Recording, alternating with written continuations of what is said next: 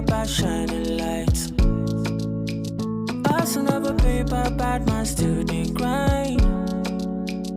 I pray that one day my mama will smile. Yeah. I'm on a journey, I don't know where it leads. Daco don't cry for me, Daco pray for me. Too many hassle things that lay before me. I pray that Baba shining light on me. See them go fear when they hear my song. All my fans they ask them they cry for joy. All my life I've been praying, Baba pick my call. Make a blow, no. Make them no. Them go fear when I drop my Colombian coco. It is sweet them for party, they do them totori. All my life I've been praying, Baba pick my call. Make a blow, no. Make them no. Too many nights I swear, things my mouth can't tell. We all just praying for better days. Make the thing just gel. Do my best to live the rest of it, beat my chest out. Say Baba, just shining light on me. I'm on a journey, I don't know where it leads. Daco don't cry for me, Daco pray for me. Too many hassle things that lay before me. I pray that Baba shining light on me. See them go fear when they hear my song. All my fans they ask them they cry for joy. All my life I've been praying, Baba pick my call. Make a blow, no. Make them no. Them go fear when I drop my Colombian coco. It is sweet them for party, they do them totori. All my life I've been praying, Baba pick my call. Make a blow, no. Make them no. So I know.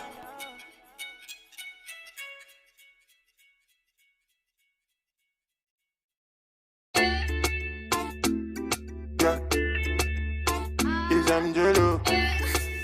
I'll be already know. Life na jungle, oh. Body, you need to struggle, oh. Sure you want collect all the bundle, oh. Yeah. Life na jungle, oh. Body, you need to hustle, oh. If you want jump, so they bubble, oh. Yeah. Reggae baby, yo. I land to you, they make men go crazy, yo. They say you find the pass it a rego, maybe, yo. Oh, yeah. Reggae baby, yo. I land to you, they make men go crazy, yo. They say you find the pass it a rego, maybe, yo. When the beautiful ones are not yet born. Go shout, yo. And it's your birthday. Go shout, yo. Oh, yeah. Good morning, afternoon, depending on which time or evening. I hope say this little piece of advice I go get meaning to those who been they feel solo. Based on their baby, you are all on your own. Now you pray to the ceiling. I know the situation of the country right now no funny. You know go even feel wash your car clothes, make you big money. I know say you go like to right your wrongs, but there's no penny. Meanwhile, you go hard to see that on my wife. Still be on it, but based on this fact, you say you won't give up. Una, you feel give up. BP rising, no great drop. But based on this advice, you say make I shut up. I go shut up. One more line, then I lock up. What? Waiting, man, do. Life done, they do all for man, do. You just find a way to survive, too. Another value, do. Waiting, man, do. Life done, they do all for man, do. You just find a way to survive, too. Another value, do for man, do. Life na jungle, oh. Body, you need to struggle, oh. Sure you want collect all the bundle, oh. Yeah. Life na jungle, oh. Body, you need to hustle, oh.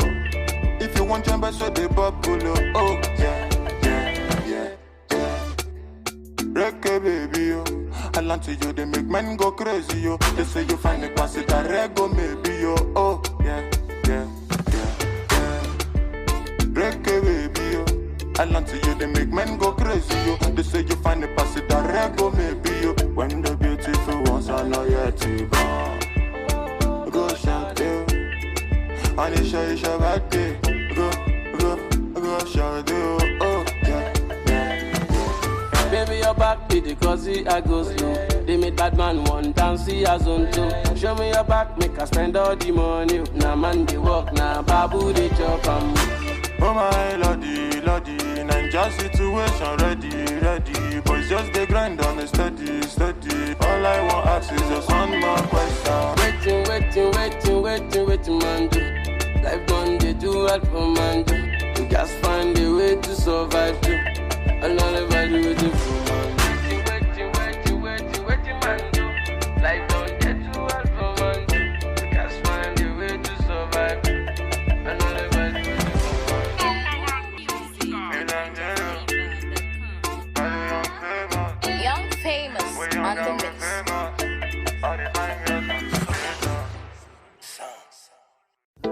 I don't want to rule or conquer anyone. I should like to help everyone if possible. Jew, Gentile, black man, white. We all want to help one another. Human beings are like that. We want to live by each other's happiness, not by each other's misery. We don't want to hate and despise one another. In this world there's room for everyone, and the good earth is rich and can provide for everyone. The way of life can be free and beautiful. Once upon a time in our lives, yeah, situations stabbing like knives, yeah, questions rising, how do I fight, yeah, that is not for you and me, leave everything to the king, you need to feel nice, yeah, painful feeling means you're alive, yeah, I know that man feeling likewise, yeah, thanks and praises to the king, after suffering comes relief. Life is hard and I can understand. Things we see sometimes don't match up to what we deserve. Not the same thing. Everywhere you live, you smile, you love. Hey, this ugly shouldn't be when you're the one involved. You were beautiful in every way. Sun or rain, you have me any day. Price for joy, you name it, I will pay. I will never trade you for no one in any way. They see bearing in you, I see babe. I embrace. You were star, no one can take your place. I will never trade you for no one on any day. Doesn't feel right, yeah. How they do me bad but flex like, yeah. They cheat me but still they leave lie. I will never trade you for no one in any way. They see bearing in you, I see babies. Had to love you all that I embrace. You were star, no one can take your place. I will never trade you for no one on any day. See in life, what you like will likely shun you. But be careful what you like and what you shun too. He's your type, you trust him and now he hurt you. But the other loved you but he wasn't for you. And it's unwise, yeah. We want this but when it comes, we turn a blind eye.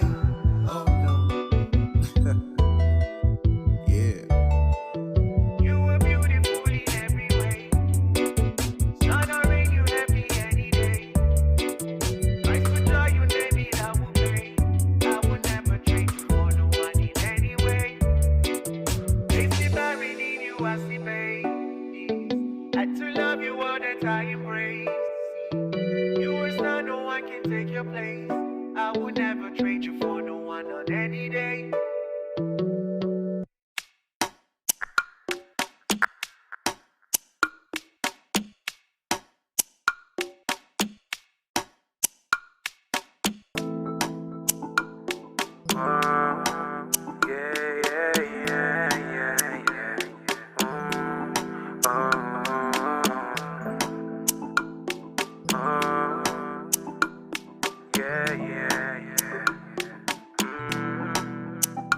Baby, let me take you there. No time to check time, love you, baby, fair and square. I'll be here beside you, baby, sure you know I care. Don't doubt my love for you now. Come closer, girl, don't back down. So far it's you I fancy. See, know they come too far from the roadside bar, cause now there they see you. See, I say bad sharp guy, not the shy type. See a girl, I they feel you. Connect with me now, baby, let's go crazy, cause I know say you go be my number one. Baby girl, I tell you, biggie, heavy, baby turn up, go down, don't stop, go steady. International, one chief rocker, baby go down, go shut the one showstopper, yeah. Biggie, heavy, baby turn up, go down, don't stop, go steady. International, one chief rocker, baby go down, go shut the one showstopper, yeah. Everybody they call me the Farmer. As them see your face from afar, them they call me the Farmer. Yeah, as you find like that, my mama go they call me the Farmer. See my guy for the hood, they tell me Benny, I say you be Farmer. Yeah, see I say you be, yeah. Baby girl, take your time. See the one thing with me, girl, me I know they ask 2 times. But that doesn't mean that I don't want you to be mine. No playing games now, baby. This time around you'll stay here. Don't slow it down, my baby. Biggie, heavy, baby turn up, go down, don't stop, go steady. International, one chief rocker, baby go down, go shut the one showstopper, yeah. Biggie, heavy, baby turn up, go down, don't stop, go steady. International, one chief rocker, baby go down, go shut the one showstopper, yeah. Everybody they call me the Farmer. As them see your face from afar, them they call me the Farmer. Yeah, as you find like that, my mama go they call me the Farmer. See my guy for the hoodie, they tell me Benny, I say you be Farmer. See I say you be, yeah. Everybody they call me the Farmer. As them see your face from afar, them they call me the Farmer. Yeah, as you find like that, my mama go they call me the Farmer. See my guy for the hoodie, they tell me Benny, I say you be Farmer. See I say you be, yeah. Biggie, heavy, baby turn up, go down, don't stop, go steady. International, one chief rocker, baby go down, go shut the one showstopper, yeah.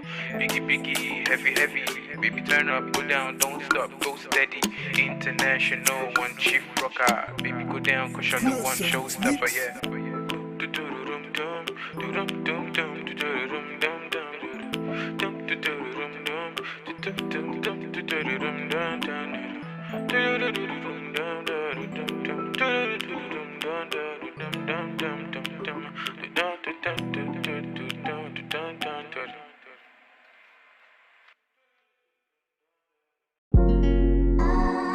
It's Victory and the Bits. Dun.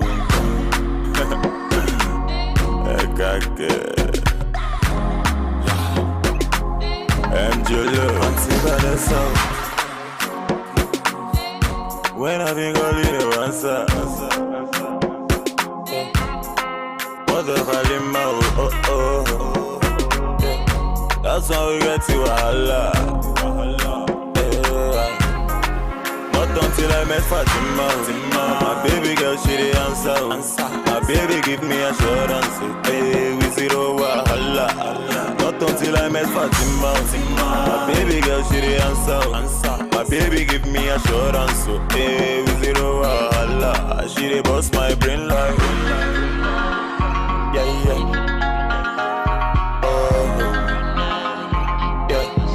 Love for monarchy, baby.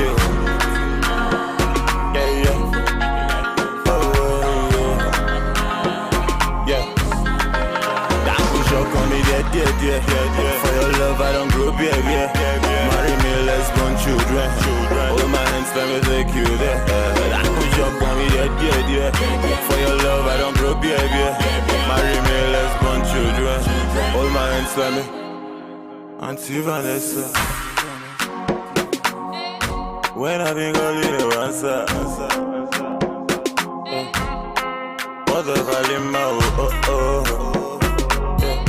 That's how we get to Allah. Not until till I met Fatima. My baby girl, she the answer.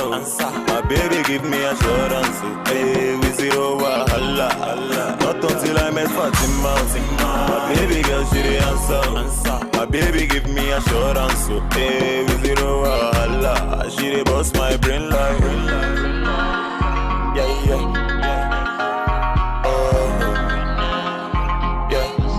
Love for Mona Gigi.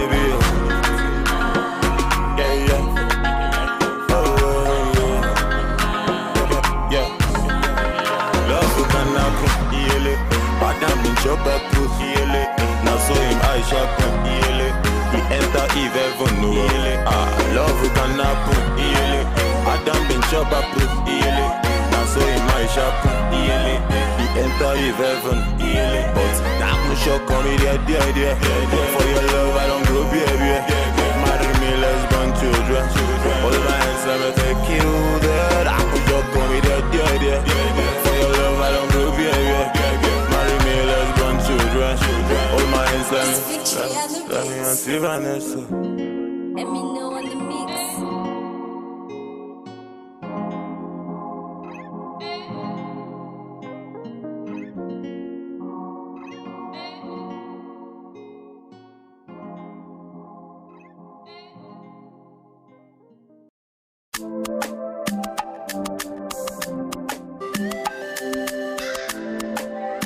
Alexis Media.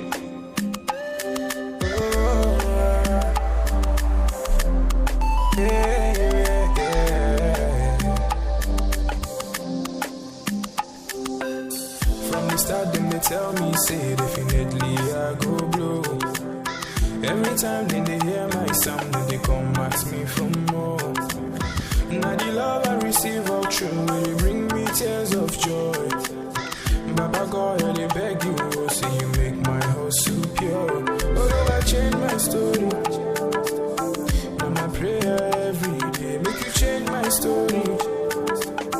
Let your blessings come my way, change my story. Now my prayer every day, make you change my story. Oh, I make you change my story. Asikoni bobo nko, every day we walk and pray, no darling. Them ask me when I go shine. Oh, Oluwa, oh. Asikoni bobo nko. Every day we walk and pray, no darling. Them ask me when I go blow. Oh, Oluwa, oh. Man, I've been doing this shit for a long time. Been not too easy, sure you know that. Sharp money, my love will bill. Money on my mind, every minute. All of my life, I've been working on it. Mama used to tell me I could make it. Oh Lord, I keep praying for the blessings. Will you watching my story today? From nothing up to something. I did pray for your blessings, yeah. For your blessings. Will you watching my story today? I might pray every day. From nothing to something. I did pray for your blessings, yeah. Asikoni bobo nko. Every day we walk and pray, Lord, darling. Them ask me when I go shine. Oh, Oluwa, oh. Asikoni bobo nko. Every day we walk and pray, Lord, darling. Them ask me when I go blow. Oh, Oluwa, oh. Oluwa change my story today. Right now I dey hear my sound. Oluwa change my story today. From nothing to something. Asikoni bobo nko. Every day we walk and pray, no darling. Them ask me when I go shine. Oh, Oluwa, oh. Asikoni bobo nko. Every day and night, yeah. Them ask me when I go blow. Oh, Oluwa,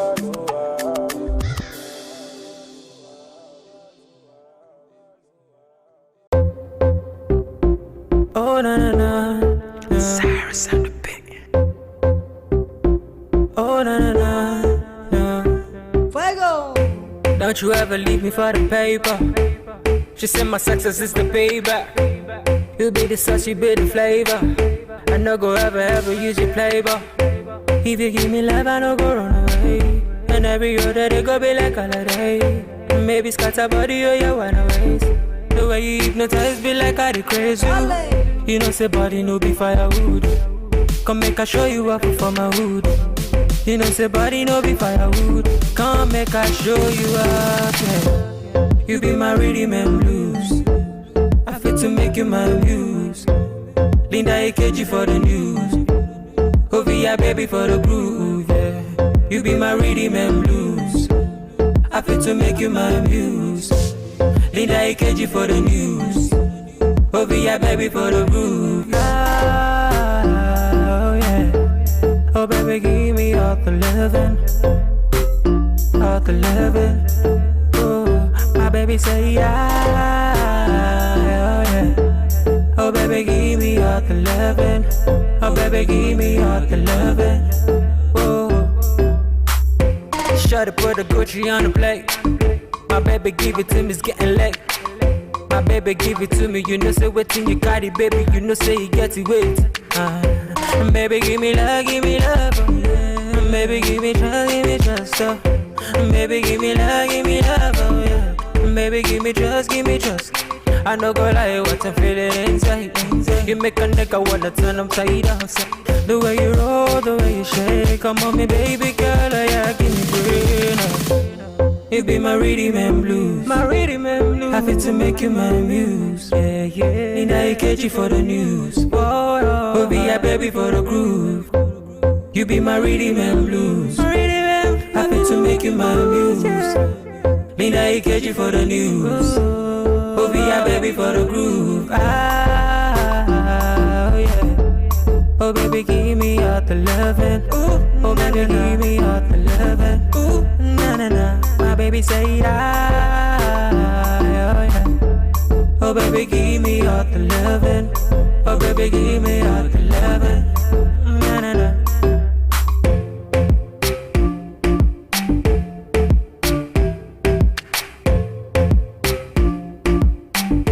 Give me all the loving, you're my baby girl. You give me all the loving, you're my baby girl.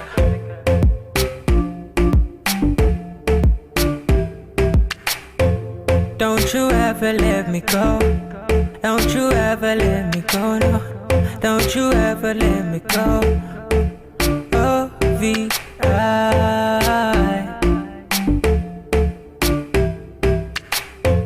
Cyrus and the beat, a volume producer.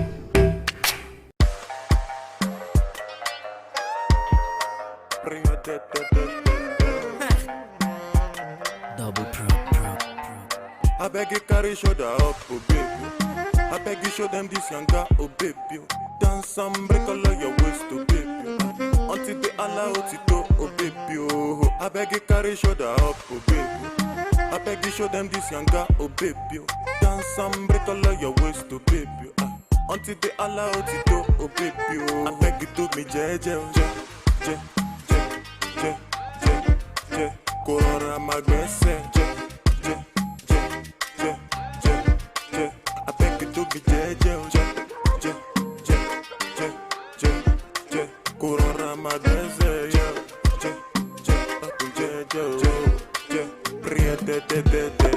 Have you thought about my proposal and the life I want for you? I beg you, baby, make you come closer when I'm singing this song for you.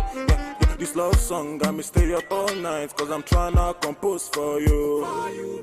The last time that you say you want go, girl, you broke my heart into two. Just call me baby, I'll call you boo. You want me so bad, I want you too. My number is 08042. I'm only one call away from you. I beg you to be je.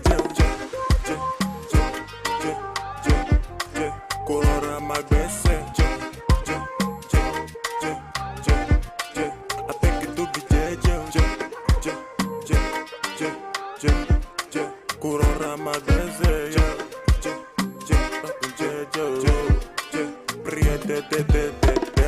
Gonna go fit to get to big bago, but no be done with the drum loco. It be your loving, we go make me psycho. From Kampala to Okokomaiko. Angelo with the bamboo, Canadian girl fi big the card.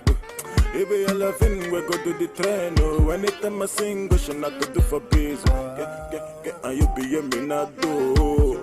Now you the rise my temperature go.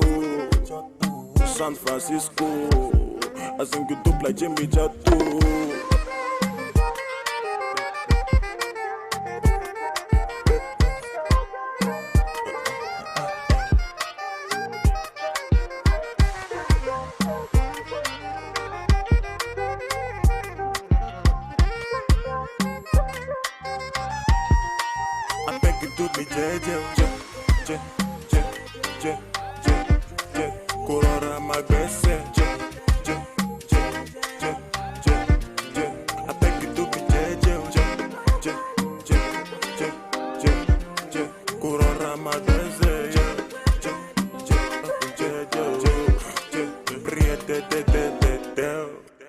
Double pro.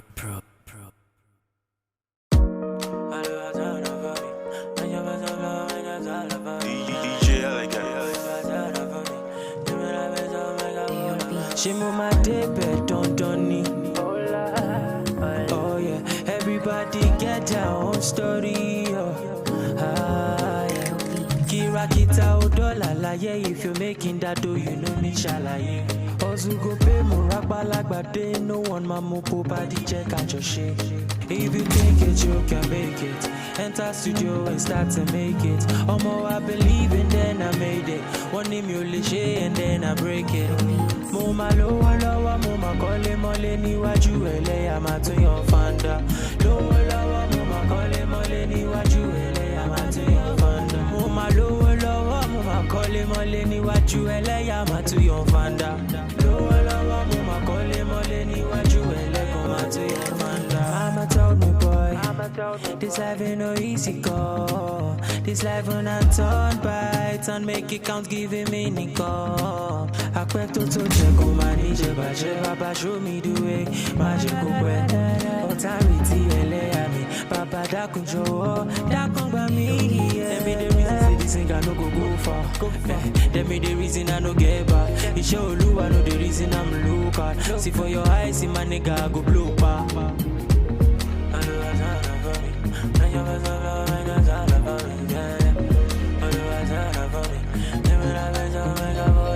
Muma lowa, muma kole mole ni waju ele amatu yon fanda. Lowa, muma kole mole ni waju ele amatu yon fanda. Muma lowa, muma kole mole ni waju ele amatu yon fanda. Lowa, muma kole mole ni waju ele amatu yon fanda. I remain your extraordinary DJ Elegant. Let's go. My soul, may all and all our prayers be answered. The vision is right. Let's go. Now soon.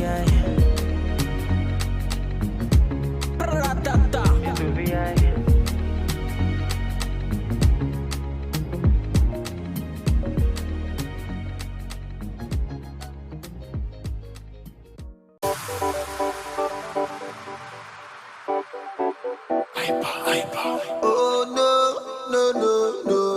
no dey pop, no dey pop, my sherry, your love that wonder, baby please, no send your mouth. I want you, baby no pop for you, I go on for the do. Baby please, no one no other.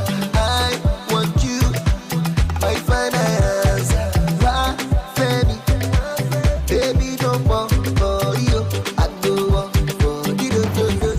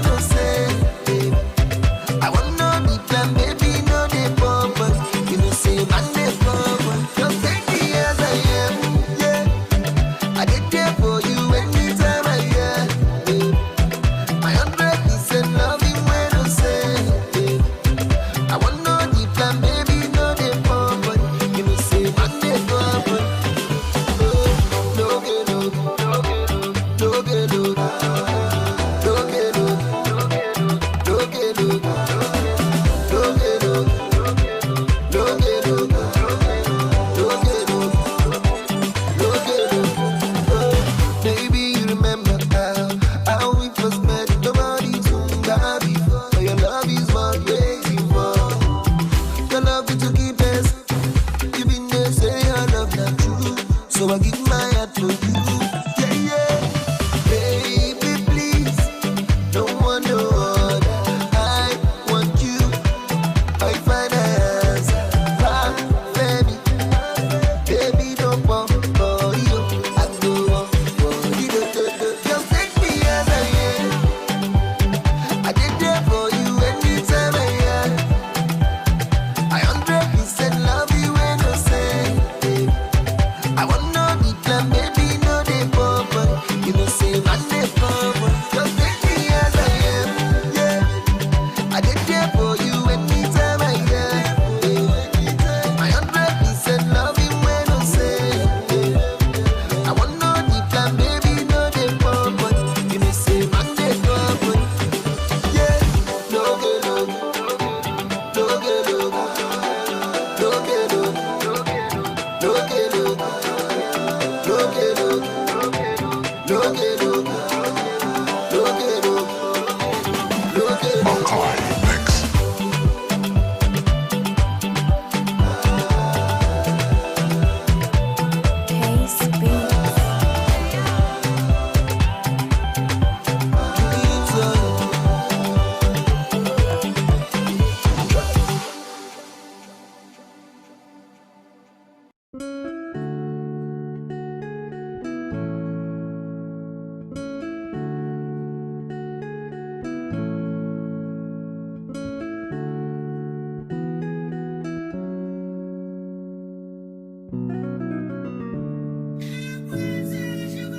Too many hours for my life, wallahi.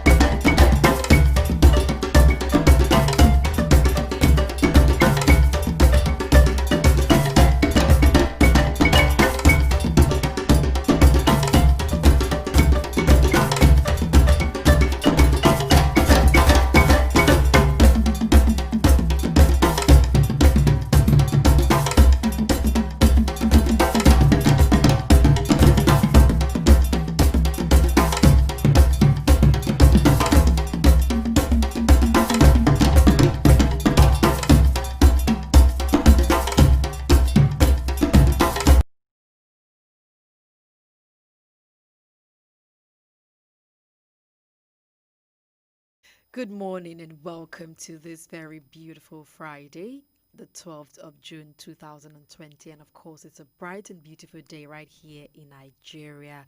Well, we're streaming live from Abuja, Nigeria, but we know that it's a really special day for us, being that we are celebrating our democracy. You know, the times when we get to have a government for the people, of the people, and by the people. Well, today marks the very first democracy that we'll be celebrating on the 12th of June. Recall that the day was actually shifted, you know, due to certain issues, historical issues that prompted the president to say, well, the ideal day that our democracy should be celebrated should be June 12th, as against the 29th of May that it had been celebrated earlier on. But then it feels, the fact that today feels like the 29th. I thought it would be feeling weird, but I actually feel like today's democracy. There's that feeling that comes with it. Well, this is African Patriot Radio. We'll talk about all that one subsequently on the show. And you can follow us on Facebook, you know, to stream, to be part of the program. My name is Susan Achin. You can call me this league, Susie. And my name is Messi Joe. Good morning, everyone. Happy Democracy Day. And Messi Joe actually dressed to celebrate democracy, you can see. Yes. Victor, please put a spotlight on her so that everybody can see what she has done today. Yes, Democracy Day. You know, since 1999, Nigeria has been non-stop democratic. Exactly. No interruption. No interruption. 21 years. And since then, we've had 5 cycles of elections to bring out who will govern the nation, from Olusegun Obasanjo to Yaradua to Goodluck Ebele Jonathan, and down to our incumbent president Muhammadu Buhari. All right, so we'll be talking about a lot more about that one when we get into the real ish in the show, but we'll go on a short break, and Messenger will be bringing us our motivational quote. Stay with us. My name is Josephine Paul. Susan Achin. Yao Bremen. Jude Ojima Audu. Second Zilang. Richard Bassi. Ekanem. I am Messi Joe, and we are African Patriot on African Patriot Radio.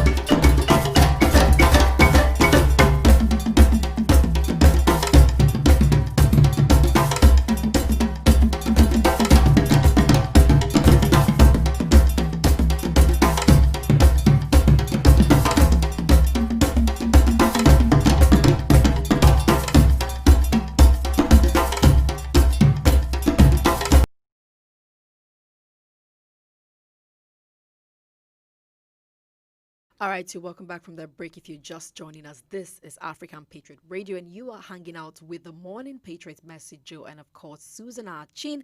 Well, today is a very special day, like we mentioned earlier, and we're going to be dissecting.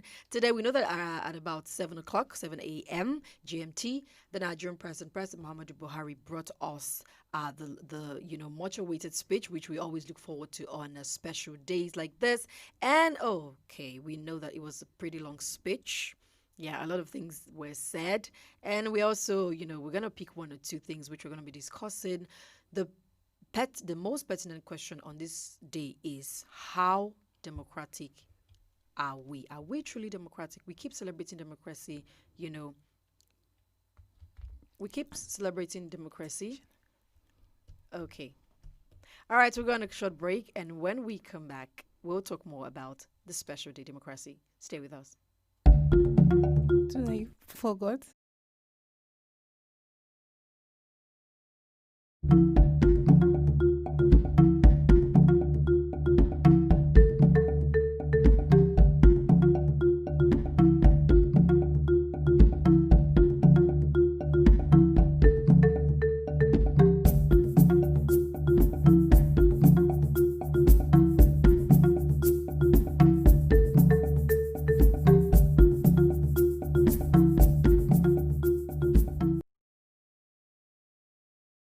All right, so welcome back from that break. This is African Patriot Radio, and we were talking about democracy. Earlier on, we said we're going to be bringing you a motivational quote, but Messi Joe will get that one ready as soon as we're done talking about the issues that arose from the presidential speech of President Muhammadu Buhari on Democracy Day. Today is the 12th of June in 2020. Well, I'll just read the intro and then we'll go on, dissecting the issues that he spoke about.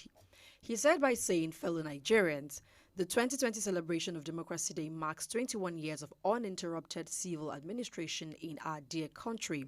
This day provides us an opportunity to reflect on our journey as a nation, our achievements and struggles.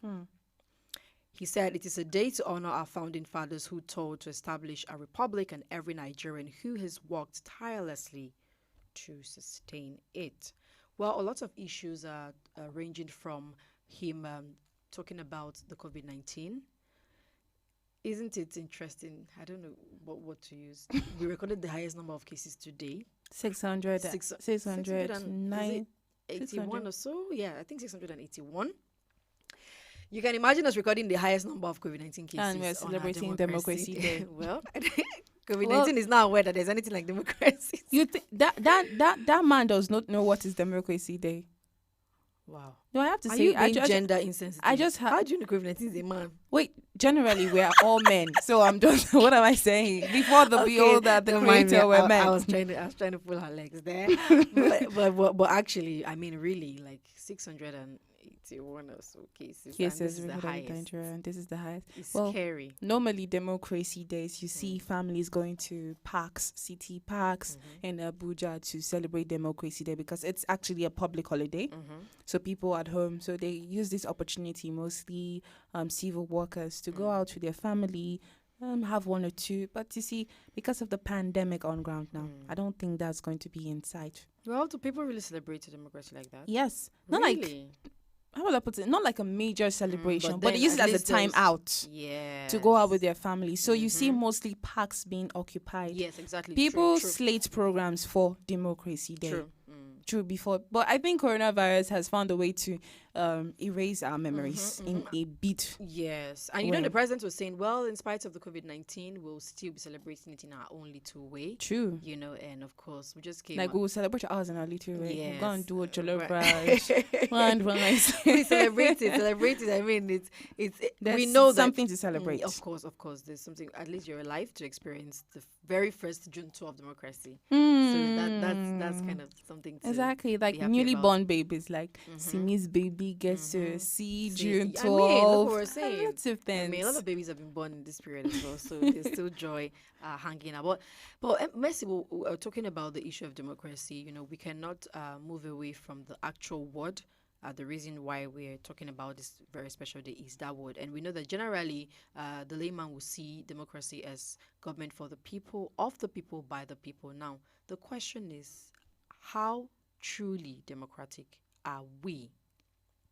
How inclusive have citizens or the people been in the governments? You mentioned a couple of successive governments, through up until this time, about 5, and the question is, all this time, this is 21 years, right? Yeah.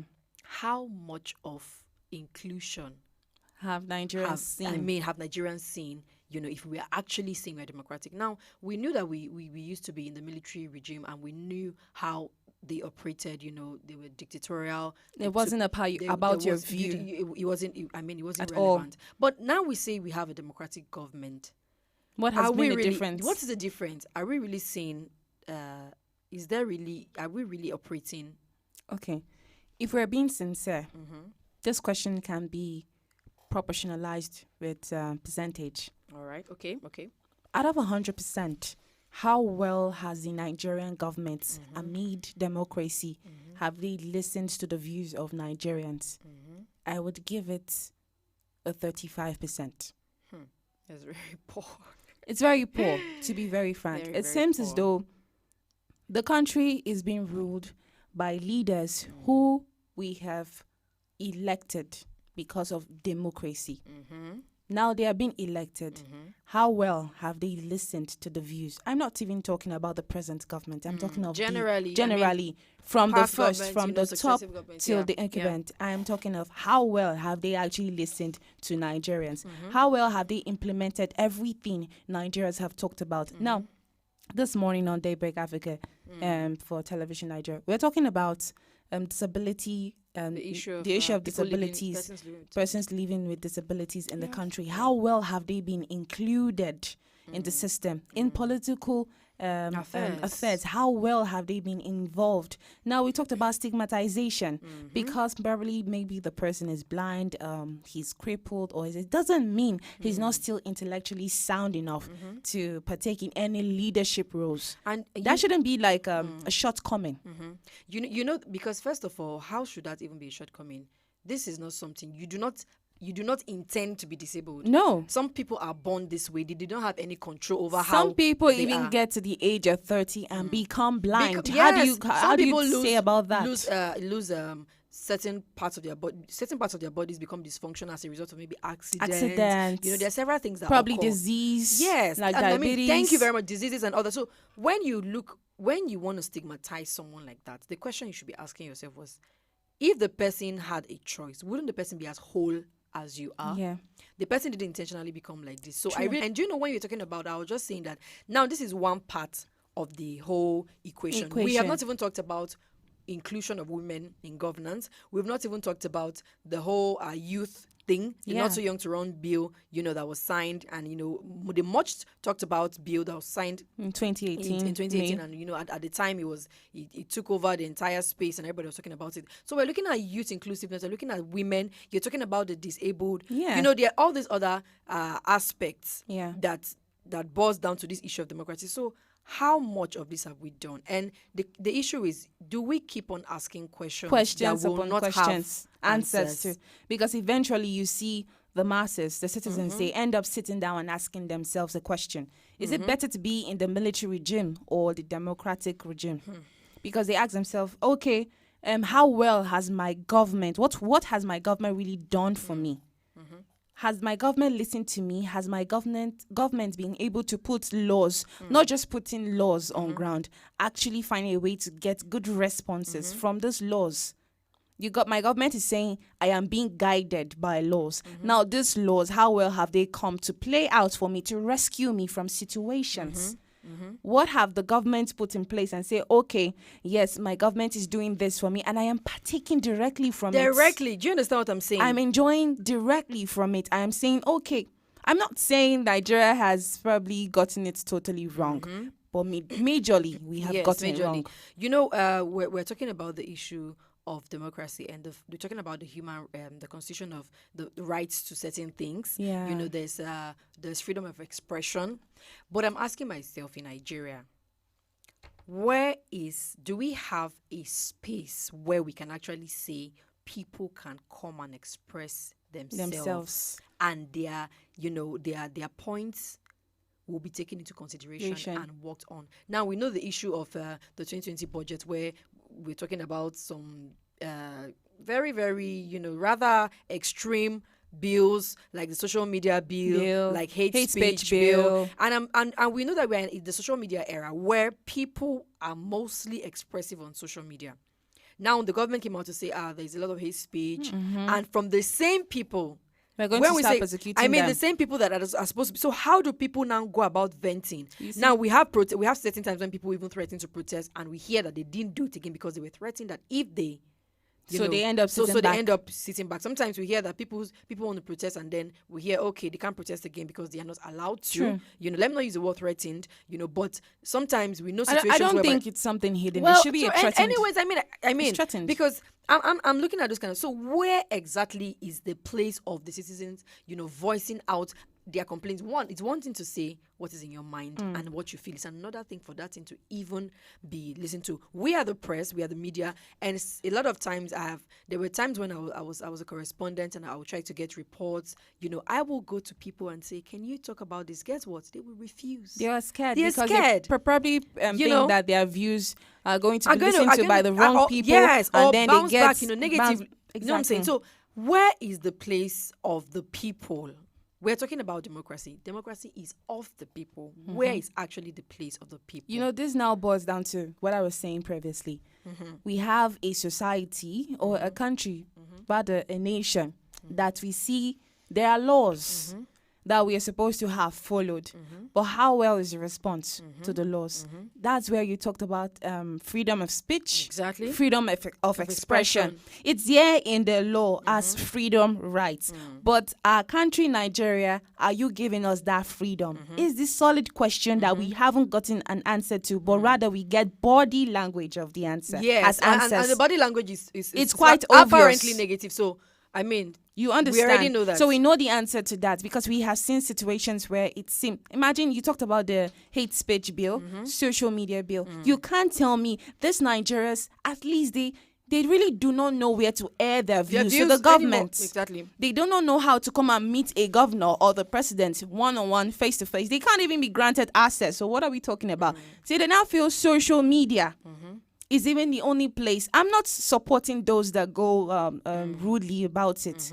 But I'm supporting those that have valid views. Look inside the views. We know that there are extremes to all these things, yes. but look at the real views of what those people are saying. That is the only platform and the only place that can express their views. And you are now what? You are seizing them of their rights. That's what it means. Exactly. Now, in 21 years, we have seen situations where they use the law. The law they say is for you, but it's not really for you. It's actually against you. So what do we see in situations like that? Then it's really appalling and confusing what we are actually practicing in Nigeria. Because we say we are out of democratic rule, but it seems like there's another style of democratic rule that is subtle, is not really loud, but at the end of the day, because the difference between the military and the democracy is that in this democratic rule, there is people inclusion. True. Now, I still see that bridge between government and the people. It seems like there's still that large gap. Long divide. The government is that way. The people are that way. We've been talking about public opinion. How much has public opinion come to play in governance? How much people's opinion matter? A lot of times we're talking about, the other time, was it in Lagos when they were talking about the lockdown, easing of the lockdown, where they said they were going to take views of people to know a poll. Yes, a poll. I don't know how far that went. I don't know the outcome. I don't know the outcome of that. I don't know how far that went. But how much are we utilizing the issue of public opinion? Now, the thing is, at the end of the day, these people are not seated there. Sometimes we sit back and we judge and all that because we are not there. We do not know the challenges. We understand. But at the end of the day, if people's views are allowed to be aired, at least freely, they will know that their opinions matter. They will know that they are included. Now we see situations of corruption where people even go to vote, and at the end of the day, there's a particular voting electoral violence and corruption, electoral malpractices and other. People go to a place to vote, and the majority of the people there know the particular party that they are voting for. By the time the results are out, you're seeing the opposite. The opposite is the case. You're wondering that it means, and that is the least. That is the least inclusion. Voting. That's the least we can talk about when it comes to inclusion. These people are going to vote who they think that they want. Now, so why can't it just be an expressive democracy? So we should even look into the issue of electoral malpractices. How can we create for more authentic elections, whereby we are sure that what people dropped, the papers they dropped in ballot boxes, were actually what was counted and what was read out? That's another issue. Another issue on its own. I'm drawing a point from all what you have said. Now we see situations where at least technology is helping in a way. Definitely. Before now, social media was not in place. Let's say probably about 20 years ago. Yes. Social media was not in place in a good mannerism that you can say you can get the views of the people. I understand. So one would have said they were facing a challenge with getting the views of people, what they felt about this particular situation, or what decision they would have preferred the government should take. Now there is social media. You can do polls on social media. Exactly. You understand? You can... Getting the views of Nigerians these days is no longer hard. Voices are going to be everywhere, up and down on social media. We have trends going on Twitter. So it will be easy for the government to know what is going on and what those people want. So why do you then turn your back in a negative manner against this freedom of this speech that they can make as views, as points? On social media, you now want to implement bills. Someone was talking yesterday, they were doing the celebration of the 1-year anniversary of the Ninth Assembly. They were talking about, the man said, this Ninth Assembly, they have brought out bills that are totally uncalled for. I wouldn't say it in statements, but totally bills upon bills. Bills upon bills, social media bill, hate speech bill, infectious disease bill, things that don't even add up right now. So you see the situation, it goes a long way to say and tell, and I keep asking, what sort of democracy are we practicing? Is it a type of democracy that we do not understand, that we do not know about? Also talking about the issue of corruption, we know how much President Muhammadu Buhari's government has stood against corruption, especially among political figures and all that. Now, we've seen situations where they brought out the whistleblower policy, where they get to find out people that are doing all this. And there's different stories of the EFCC catching up with people. There's also a recent one that was in the news of the Benue governor's aid, 40 million naira that was supposed to be for the vigilante group. Are you seeing? He sent it to his personal account, and then another 21 years, I'm and telling this you is the still truth. going on. In What fact, is it's eating 42 deeper. I'm telling you the truth. So, will you say that? Can we say that President Muhammadu Buhari has tried when it comes to the issue of corruption and unraveling? Because we know that it is basically in the political sector where we have our political leaders misappropriating funds, money laundering, fraud, and all that. So how can we really say that he has tried in that regard? Because we know that a lot of people have been fished out. True. This is true. His to be very frank, first of all, it is very applaudable that an opposition party was able to dethrone the ruling party. Very shocking. Too. Even in the helms of affairs for the very first time in the country since democracy. That's one thing first. Now, since President Muhammadu Buhari's tenure, we have seen his fight against corruption. Because I think in all his manifestos for his whole campaigns, corruption has always been number one. The forefront of what he wanted to do, corruption. Now, since he came into tenure, this is his second tenure, we have recorded quite a number of unraveling. Of thefts. Of various kinds. Various kinds and various levels. And that's very applaudable. But the only thing Nigerians have not seen is whatever has been looted by those supposed thieves. What have they been using it to do? They talked about using it for Niger Bridge that will supposedly be ready in 2023, that they are going to begin it by this year ending. But the question is, Nigerians are still not seeing those money or properties or whatever that has been recovered from the supposed people that took them away. What are they using it for now? Exactly. Now you can imagine the case of the Benue case I was mentioning. Imagine recovering 40 million naira. So what are they going to use the money Where is from? it going to? So you see, it's two things. I mean, it's one thing. It's two things rather. One thing to say we caught this person. He looted this amount of money. The second thing is, where is the money going to? Who is keeping the money? Where is it kept? What are they not going to use? Are you putting it back into the society for us? Because we keep complaining about the economy. We keep saying no money. The ordinary Nigerian will say there's no money in this country. We're suffering. We're going through all sorts of things. But we see some political heads, looting a lot of money, misappropriating funds, and the amounts that we hear, they are ear-tingling, very large amount of money. I'm telling you. And at the end of the day, we come out to say there is no money. It means that there actually is money. It's just that the money is not circulating in the right because direction. Some people are circulating one keeping direction. it under their seats. So I think that, of course, this administration has been trying with when corruption. It comes to that. But just like you were saying, the issue is when these monies are recovered, please. Where are they channeled to? This brings me to another point, the issue of accountability in the Nigerian system of governance. I think that is a very, very huge challenge. It's a huge challenge because we have serious issues with accountability. So it means that there are always a lot of gray areas, a lot of things are covered up or are swept under the carpet. Even when they come out to say one thing, we know that the remaining, we're not hearing about it again. If they're saying one thing, it means there are thousands more other thousands. to The say. remaining things are just going to be nabbed under, and it's very, very unfortunate. So when you say you're catching people, you're fishing them out, fine, you're exposing them, it's okay. But what are you doing with the resources that are being recovered? Very, very important because question. we have needs. We have a lot of needs. Take a look at. You're talking about roads earlier on. The roads have improved, but we still need more. There was a time I traveled by road to a very distant city, and it was an eyesore. I don't even know what word to use. The roads were. You can imagine a journey. There are times when a journey of 5 hours takes 10 hours.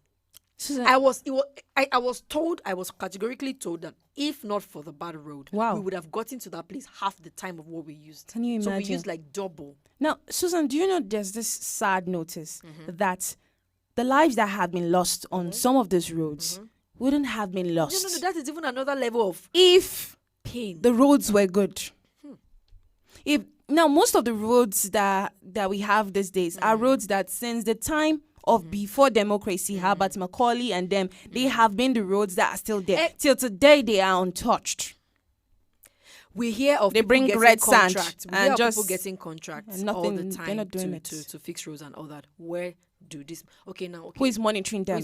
Who is sanctioning them for not getting it done? Yes, exactly. So we do not have a monitoring policy. We do not have a situation whereby we are sure that if somebody is given a contract, the person is followed up to the list to be very sure that this thing is implemented, and we can see live the dividends of the monies that are collected and are contracted to these people. Now, moving on from that, the issue of harnessing and exploiting our natural resources. We are a highly endowed nation with a lot of natural resources. In his speech, the president was talking about the mining sector, giving directives that the Ajakuta steel industry should be resuscitated. For the umpteenth time, how many times are we going to talk about the Ajakuta steel industry? It seems like it's something that comes in and out every other year. How many times are we going to say we are resuscitating it? The other time recently they came, it has come to a point where we don't even want to say it out again because it seems like we shouldn't have a repetition of whatever is. You know what I'm saying? I think the next stage is hearing that it has been done so that we can actually at that publish point that we out. can now talk about it, because at this point we're looking at the mining sector, we're looking at our coal, we're looking at the natural resources that we have. We have lots of resources. How much are we harnessing it? How much? Okay, looking at oil, the president was talking about that there's a lot of improvement in oil exports and all that. But how much of this are they exporting right now? I really don't know how much of this petroleum have, because we have a lot of natural resources. Are money. This is money we're talking about. It's like what a nation has been built upon. You know what I'm saying? You did not have to work for it. We came to meet it. So all that needs to be done is for us to tap into these resources and harness them and brand them and present, to the world, so that we can in turn make monies that can in turn better the lives of the citizens. But how since far we have it, and if we have it in surplus, since we have it in this nation as part of our natural resources, why can't the availability of it in our own nation, Nigeria, should be there? Yes. It should be very, very much available to we the citizens. So when we're exporting oil, more and than we being are still exported outside petrol, from outside, it's funny to hear. At this, we're exporting oil, and then people are still barely struggling to buy petrol. We know that they've been bringing down the rates since the lockdown and all that, which is very good. But how can we have natural resources that we should be exporting and getting money, but at the end of the day, what are we doing? We are even lacking them here. We are even paying highly for them, and we say it's part of our natural resources. Probably that should be rephrased. I don't know. I really don't understand. So we need to still we need to still keep reiterating the fact that we need to tap into the natural resources that we have. True. We have a lot of bodies that are responsible for this, but we do not hear them, come out to talk much, about this. We do not really see any improvement or any development. That's the word, development in these areas. So how much are we doing? And we're talking about passing, the generations unborn will keep coming and seeing that we are lax, we are not doing anything. And they will keep meeting, everybody will keep going around the circle and saying, we don't have money, the economy is sick, the economy is bad. But we have things that we can derive money from, and we are just sitting back. So I think that, it should be open to people. We have people that are good in these things. We have people that can actually mine. Let them make it open to them. We know issues. We know how the Niger Delta crisis then, all those oil explosions and how people were trying to take advantage of all that, which is very wrong. But I think they can follow procedures and come out and be given the opportunity. People that know how to harness and tap, of these resources, they should be given opportunities to do that. They should be given a path. True. And then they should be rewarded. And that is how we're talking about generating money internally. We're talking about generating money internally, so that we can stop this issue of I want to go out there. I'm looking for. We have it here. What we're looking for in Sokoto is now Sokoto. Our land is green. These people that we are going green. to, they do not even have what we have, but they lead to that. Look at What's China. the quote they make? Going for greener pastures. Look at China. I mean, look at other nations. They did not even have so much, but what did they do? The lead that they had, they worked on it, and they have become. Almost becoming. Look at Dubai. When did Dubai become so big this way that everybody has now visiting it like a tourist center? People want to live there now. It's like the new America. People are finding a way to have stay what there. What do they have? How many resources do they have? No. How and they have a very strong, electricity. Okay, the president was talking about also tackling the issue of electricity. We know how much of an issue how long that has been. How long? We know for. We're waiting for the implementation. I think it's already old news. We're way still past to tell us we have. We want to hear we have, not we are. You know what I'm saying? So we even have the power sector. We're still struggling with electricity. People have to pay a lot of bills, but then they're not even seeing the results of the bills they're paying. There are people that pay for bills, and then at the end of the day, they don't even use it because they don't even see it to use. At the end of the day, they see some sort of big, huge bill at the month's end saying, this is your NEPA bill. At that point in time, you start hearing stories like a NEPA official got beaten up in a particular area. What do you think those Nigerians in that area will not be angry? They are very quick to come and, cut off the connection. Yes, immediately. Once you are defaulting in pain. But once what you do pay, Nigerians have to do to you when gain? You don't? I mean, we should get Okay, it right. look at our agricultural sector. That is one part that we cannot overemphasize. They've been talking about it, and the president was saying that this is a very important sector that we need to look at. Food production, and we have, take a look at Benue. Benue is a food market. We have fruits in Benue. How many factories do we have that are able to extract juice from these fruits, and we now have our own Nigerian, we have a couple of them, of course, but we still need to do more. True. How can we package more food? We before now, there was nothing like poundo yam. True. We have different kind of we things. have different kind of flours that are homemade, and now Nigerian homemade, made. and simple, and that people can just make in their Even homes our and all local rice. that. Our local.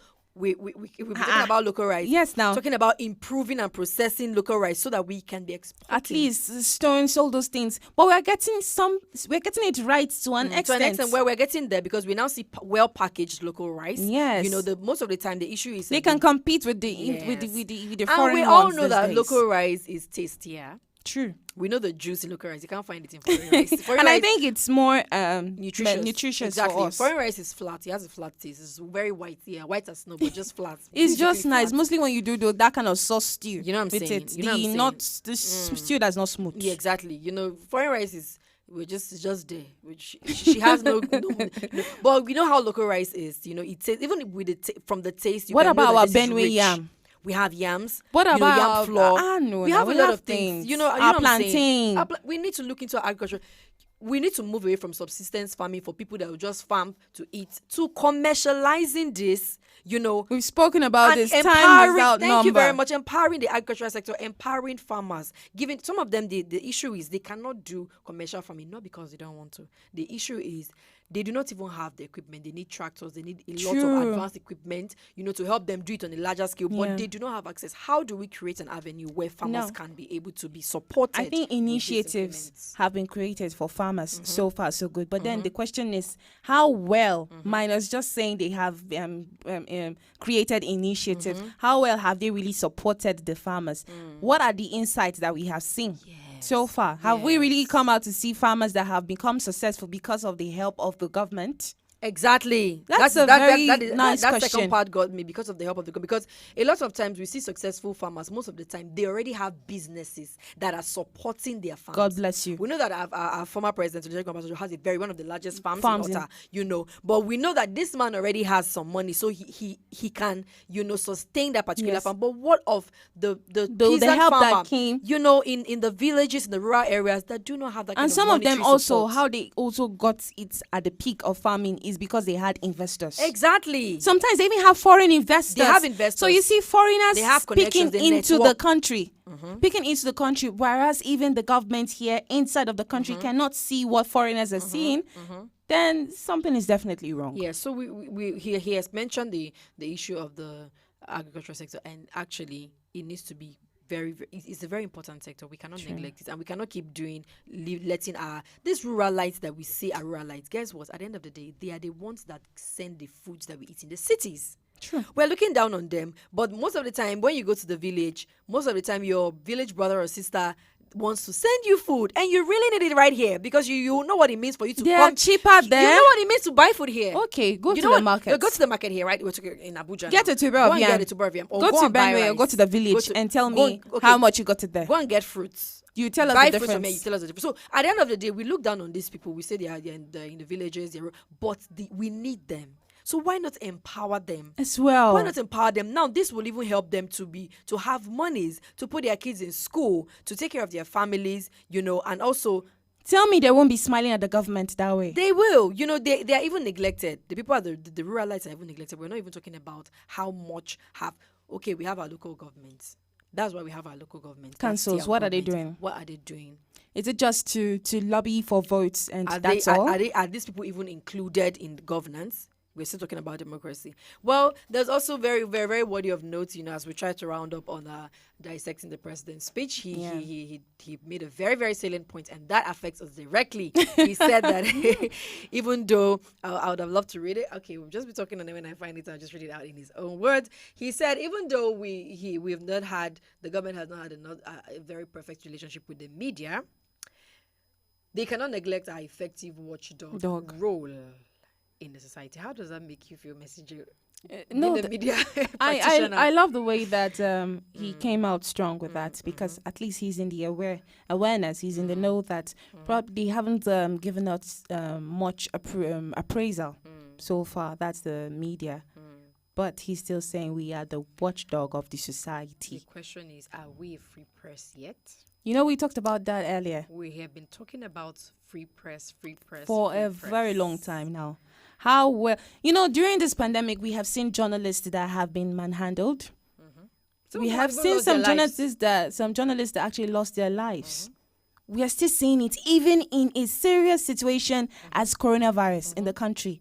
So when the president makes such a speech, we ask, what guidance have you given out for the journalists? What protection have you given out for the journalists? How safe have you made them feel in their own country? Exactly. We can't feel safe in another man's country. Should it now be our own country we should run away from as press? How? Too many questions, no answer. You know, the question is, I love the way you put out that question. How conducive is the environment for the how media safe to is it? Operate 100% free? Now, we have investigative journalism. Most people cannot practice it in this part of the world anymore because of fear. I say this, or I investigated, I got this information, I'm putting it out. My life is now automatically at risk.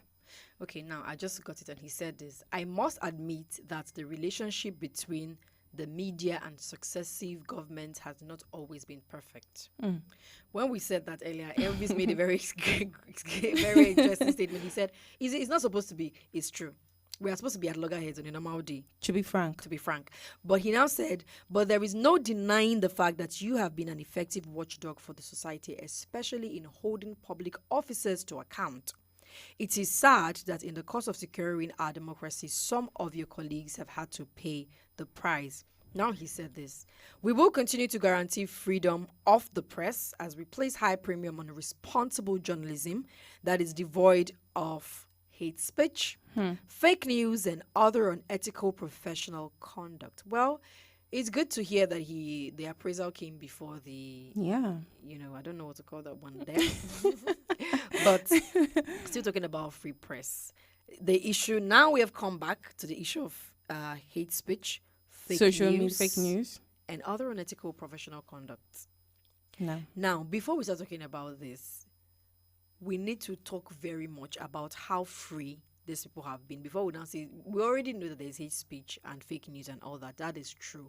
And the truth of the matter is that you cannot, most of these hate speech, where are they found? Social media. How serious should you are going to bring out hate speech like that on social media? Some people, let's be frank. Anybody can be, okay, for instance, Messenger is a journalist and she's a blogger. So if she blogs, then her blogging can be said to be highly authentic. True. Because she works in the media. She understands the code of conduct. She understands objectivity, accuracy, fairness, and all that.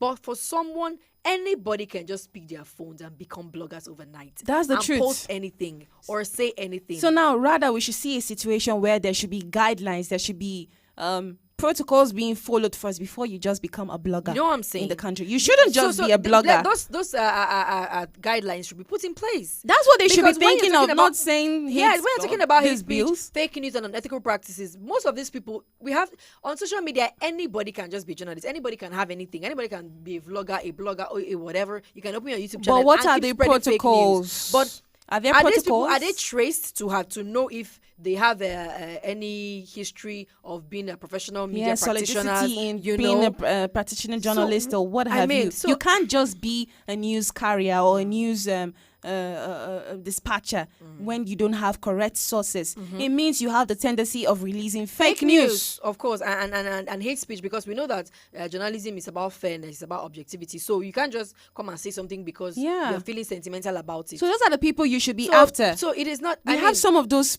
famous pages on Instagram where they promote news that's both real, both unreal, fake, and every single day we popping see up on our timelines. There is no investigation. The real journalism, before you release any news, it has to be investigated first before you release it or push it out. But you see on Instagram, there is no there are no sense. Necessarily. I don't even know the word to nothing, use exactly. There are no restrictions. No restrictions. They just upload you whatever. Can't control people. That's why it's social. It's social media. And they might have already tinted an identity before a correction is being made. Yes. So at this point, well, it's good that he has commended the media, but we still need to feel a little more secure to be able to operate a free press in Nigeria. Well, it has been an explosive time with Messijo right here dissecting President Muhammadu Buhari's speech. For those of you that do not know, if you're watching us from other parts of Africa, today is Nigeria's Democracy Day, the 12th of June in 2020. And this is the first time that we are celebrating our Democracy Day on the 12th of June. It used to be on the 29th of May, but today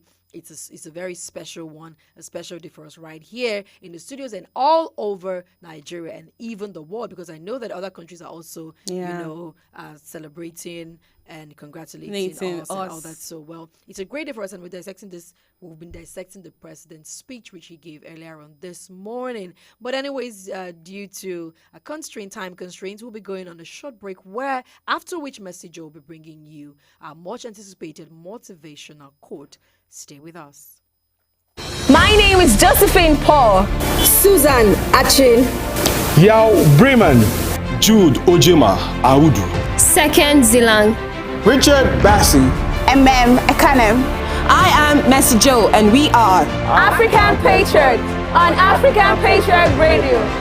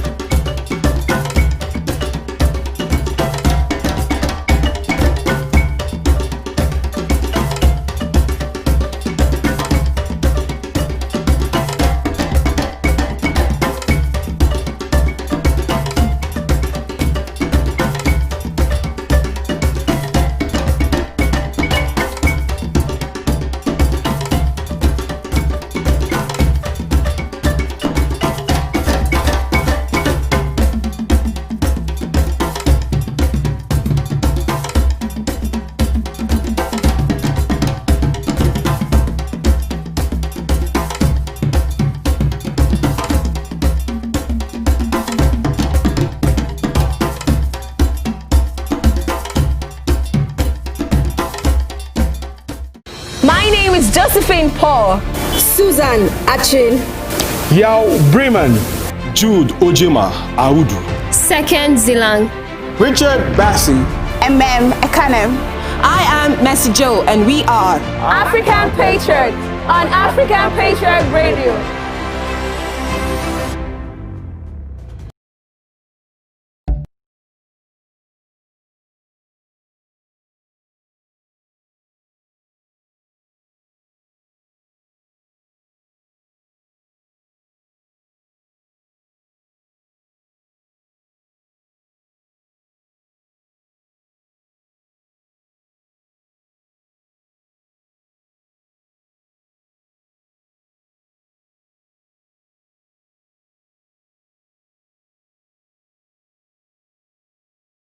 In case you're just joining us, this is the Morning Patriot on African Patriot Radio. I'll be bringing you the motivational quote for the day. Today is Friday, the more crazy day. So I have this to tell you. Work on you for you. I'll say that again. Work on you for you. Don't go be working on yourself because of what people have put out there for you to demonstrate and follow to. Don't work on yourself because of what they have told you should be like. Don't work on yourself because you are trying to please some certain people. Don't work on yourself because you feel that is what is going to make people love you or want you more. Work on yourself because of the right reasons. Work on yourself because you need to be better. Work on yourself because you need to be successful tomorrow. Work on yourself because you need to get to a place, and it's only when you work on yourself that you can be there. Do not try to listen to what people say. If you have a habit that you're trying to stop, work in it because you have to stop, and that is for your own good. Whatever you do in life, make sure it's for your own good and for your own benefit, not because other people are directly or indirectly going to benefit from it. I do not see it as a situation in the world that I come into this world and all of my actions should be guided by the principles of how people want me to be like. No, that's not how it should be. If you're working on yourself, let it be because you want to work on yourself. Let it be your motive. Let it be your mind. Let it be your own driven passion. Don't be on the side of what people want. So I'll take the motivational quote again. Work on you for you. Do not work on you for others. That was motivational quote. We go on a very quick break, and when we come back, myself and Susie will continue the program on the Morning Patriots.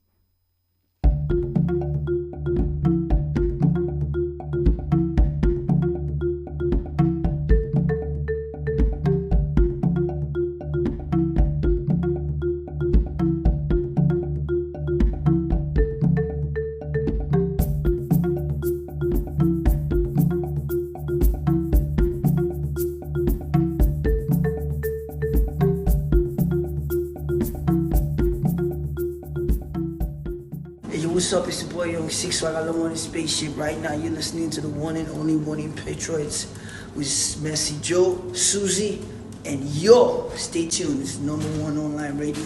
Six-way, don't sound. Hey, yo, what's up? It's your boy Young Six Swag. I'm on a spaceship right now. You're listening to the one and only Morning Patriots with Messy Joe, Susie, and yo. Stay tuned. It's number one online radio. Six-way, don't sound. Hey, yo, what's up? It's your boy Young Six Swag. I'm on a spaceship right now. You're listening to the one and only Morning Patriots with Messy Joe, Susie, and yo. Stay tuned. It's number one online radio. Six-way, don't sound. All right, so welcome back from the break. Still live on African Patriot Radio, and don't forget to follow us on Facebook at African Patriot Radio. Just go under your videos and type African Patriot Radio and you'll see us live. Anyways, well, the special segment of today, being Democracy Day, everything gotta be special, dicey, spicy. Yes. Yeah, so we got some juicy, you know that Randall Mockery is known to be a table shaker. He shakes different sizes of tables, small, big, medium. he shakes tables. He shakes the tables. And he ain't got no fear in him. He got strong. You know those black women in the church when they're trying to give prophecies or prayers with songs. He got no strength. He got so much strength. He be here. I be. Randall Mockery got no fear. Dude got some lever. Dude should be a journalist. Yeah, he's a sort of journalist. Yeah. Social media journalist. Twitter journalist. So, well, let me read this one. This one is going to shake. It's going to shake you wherever you are. It says, "Dear husband, if you see a lady outside who attracts you, go home and invest in your wife to make her as beautiful so you won't have to eat outside." By eating, you know what he means. Invest in her hair, clothes, and makeup. Make what you have as good as or even better than what you want. I take it again. Make what you have as good or better than you want. Now, there's this issue. God bless him for that. God bless him. Bless his heart. Bless his heart. Bless you, Reno. Bless his heart. Reno. Bless you. Since we're in the season of African American church mood today. the Tyler Perry movie. You know what I'm saying? Susan, I don't know what you're saying. You know what I'm saying? See, the thing is, I don't know. Some men, they'll come and be saying, like, Bangare. my wife, when I married her, she was not this chubby. Yes. So you expect somebody to born and still be the same. We're done. You're not the one that has to help her work on it. I celebrate I don't you. understand how you think that's just... I celebrate you. No. She needs your support. Immediately she has gone... You have to now be... If you need you to buy gym stuffs for her, put it in the house, she can use them. If you need to get a trainer for her, if you can afford it, do it. If you need to register her at the gym that's not in the house, do it. What stops you? What stops you? Now you're leaving her in the house Support and going her. out. For how long are you going to be going out? Okay. Because she's not thinking who will take care of the child. That's the why she truth has of the to be matter is there. that the person that you are even going, you're following, you're leaving your wife in the house because you feel that she's drab and then she's not the way she used to be. Okay. You're going out. That person you're going out with will soon become like your wife too very soon. Is it truth? Because the issue is that women are encumbered with so many responsibilities. One woman gets to be a wife, gets to be a mom, gets to do school runs, gets to be a cook. career woman, gets to cook, gets to clean up. The other day, you remember when we got back, we're like, and we started doing some... You know what I'm saying? And we started, how do these women You know what I'm do saying? it? Do businesses as well. How do they... You go to Some work, of them have... You do business. You have to go back and take care of the children. You have to take care of your husband. You have to obey your husband's call. You have to make sure the children are fine. Always checkmating on them. Your eyes... You have 2 eyes, but it's a lie. A woman has up to 10 eyes. You know, some of them have moms that are elderly and they need attention. You know, probably some of them are ill. I mean, how do they cope with these responsibilities? Sometimes it gets very overwhelming, and the last thing the woman wants to think of is slaying. True. At that point, sometimes she gets to forget that she needs to still be this way to look very attractive to her husband. What should you do? What stops you from communicating? Say, oh, babe, I don't like this hair. Or I take money and go on. And when you are talking, please let your pockets be talking. After women like money, you don't like money. You don't like money. Cut your coat according to your size. If they give you money, it's you the same not thing. collect. No, wait, women like money. If they give you money, you won't collect. You don't collect. Men these days, if women even give them, they will still collect. So I don't know. You know what I'm saying? So I love the fact that he's saying that they think you're looking for outside. You can make your wife to be that thing inside. It's just the truth, nothing but the truth. That means he raises that it excuse. saves you more money. He raises that excuse of saying it's because she's not like this, she's not looking the way. That's why you can make her like that. Again. No excuse. It's money now. It might not even money. It's follow up. Help her immediately she's done giving birth. It's not easy, the whole pressure. You get back in shape and all that. Shape. Help her, support her. Most men just leave these women to do this thing on their own. Exactly, and it's not fair. The thing is, instead of they always say women nag, but some men also nag. Instead of nagging at her, or instead of giving her, reasons to nag, or reasons to nag, or giving some the kind of body language that you already know that he's drifting, he's not interested. You're making her feel uncomfortable. He's not feeling me again. Okay, because I've given birth. I mean, take a bold step. Say, okay, well, there are things that I feel communication can solve. For instance, you are attracted to women that make up. Your wife doesn't really make up. Tell her, babes, I wouldn't mind if you apply some makeup to your face. Sometimes it makes you look good for me. It makes me drop dead head. Tell her what you want. In love with you. Tell her what you want. No woman will hear that kind of thing and not want to. She will be except the next day. You will see how full makeup. She has gotten makeup. In fact, if there's a way they make the body up, she will make the body up too. Yes, and I love the one word he said. He said, "Go home and invest in her." Let me tell you, the truth of the matter is that you cannot reap from where you did not sow. You're not sowing, and you want to reap. You're not sowing anything. How feasible is that? Reap. You're not sowing. You're not contributing to that beauty, but you want the beauty to be fadeless. To be fadeless. They say soup way sweet na money 9 kilo. Soup way sweet na money kilo. And I mean, I'm very sorry, but it's not just about money. But the truth of the matter is that a lot of times you are going out, you're going to when you go, like you said, it's money consuming. You will still go and spend. You go and spend, but so why don't you just take little and just do in the house? Why not? And who is in the house? A wife will always be a wife. The person outside can never be a wife. To be very, very frank, if you like. but if you, from now, and the funny thing is that they are cautious about that too. They know it. Exactly. There's nothing you do in this earth. Your wife is your wife, because your wife, that person outside can never treat you like the wife. It is only your wife that is always cautious of your pocket. It is only your wife that really wants to know that you are fine and wants the best. Yeah. But you see those ones outside, they are only pretending. See, they don't really the truth want of the that. matter, the truth of the matter is that the 50K you're going to go and give somebody, one girl outside that's not serious. If you give your wife 20 or 50, she will turn the house around, turn her life around for you. I'm telling you, just for you to, and just for you guys to be fine, because she believes in uniformism. She believes in the unity. Yes. That if I do him bad, I'm still doing it to myself. Yes.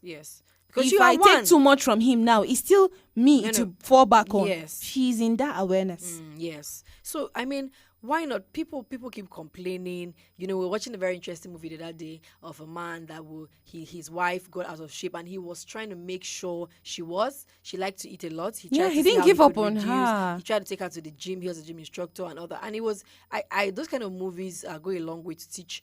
You know, there are lessons to learn from such movies, you know. So we're looking at it and I was like, okay, this is what should be happening. Yeah. This is what, get how they can, okay, some sincerely, it's just like some men.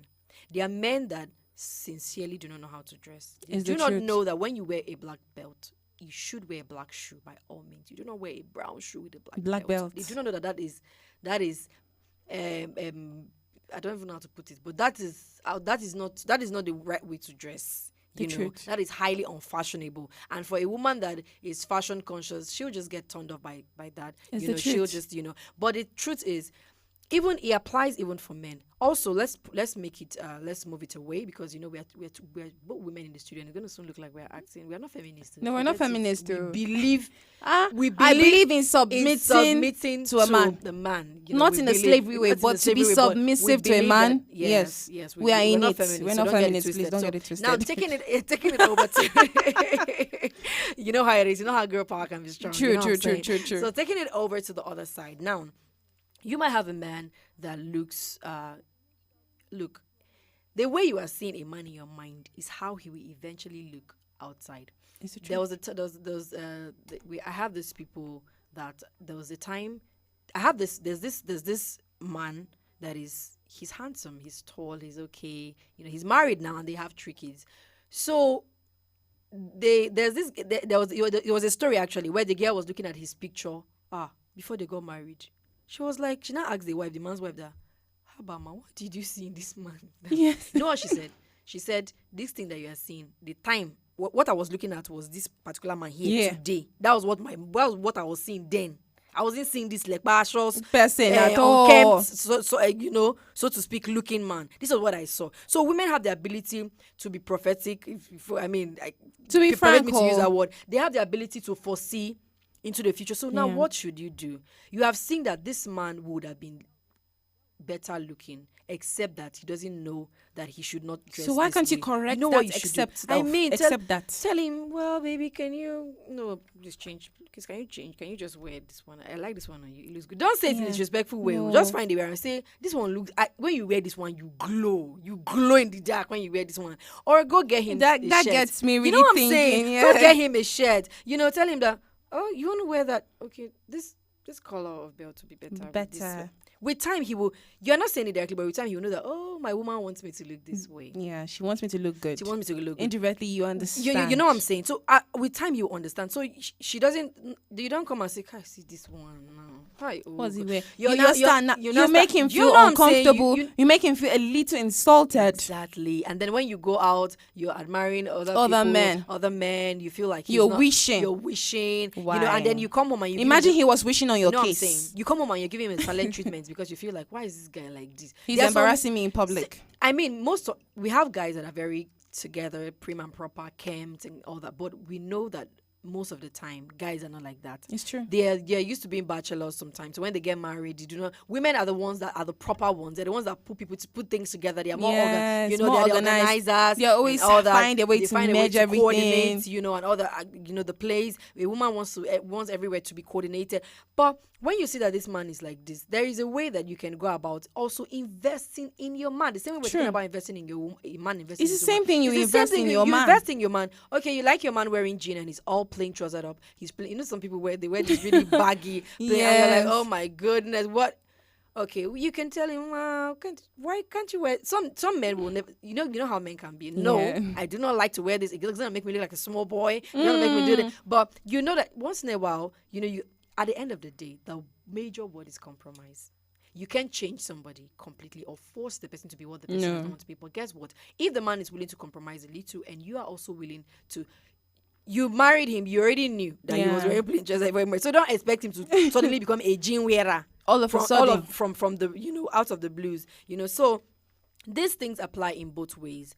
If you're a woman and you feel your man is not up to speed with how you want him to look or how more attractive he'll be to you, invest in him. True. If you're a man, that easy. It's that easy. It's not even that much of a big deal. If you're a man, what do? You do the same for your woman. Invest in her. So at the end of the day, if we're both investing in ourselves, guess what? We'll have a very, very happy home. And the story will be happily ever after. Well, this is the point where we draw the curtain on the show. It has been a great time right here in the studios with Mercy Joe, who took out her time to slay on Democracy Day. I'm sure that you all can see her glowing with pride. Why she gotta always add that pride? I don't know. It just comes. It's just there. Anyway, happy Democracy Day, people. Irrespective of whatever we have seen in the country over the past 21 years, we know that Nigeria has recorded quite a little amount of progress. So we still give thumbs up to our leaders, to our citizens, and to everyone that constitutes Nigeria. My name is Mercy Joe. It's TGIF. Make sure you still stay safe despite this TGIF. You can TGIF in your room, in your house. You can eat your jollof rice and fried rice. And probably you send us across if you're doing any delivery. Anyway, stay safe. All right, and I'll say happy democracy once again to Nigerians, irrespective of, like she said, of all the things that we've been through. We still see a great nation. We have hope. We say that Nigeria is blessed. We say that we are the most desired country, and we say that we are moving forward, and we are getting to that point that we have always desired. So I'll say long live Nigeria, long live President Muhammadu Buhari, and long live the citizens, and long live everybody. To everybody that democracy has something to do with, long live all of you, and do have a very, very beautiful day. We catch you next week, Monday, on African Patriot Radio with the Morning Patriots. Do have a lovely weekend. I am Susan Achin. You can call me the Slick Susie. Bye-bye.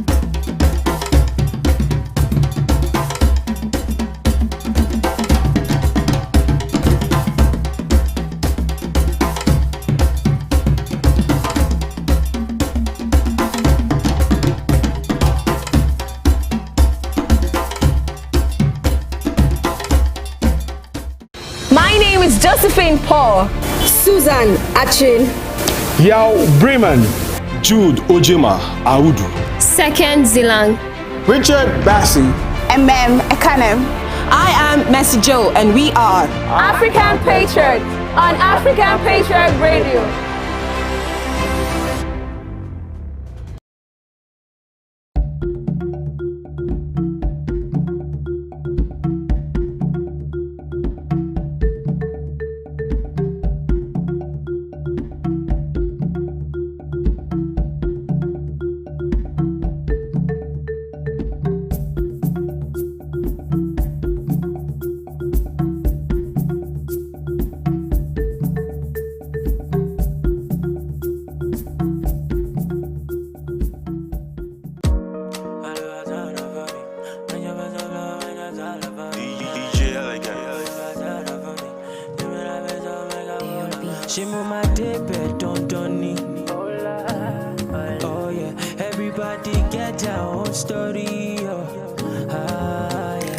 Kira kita o dollar alaye. If you're making that dough, you no need shalaye.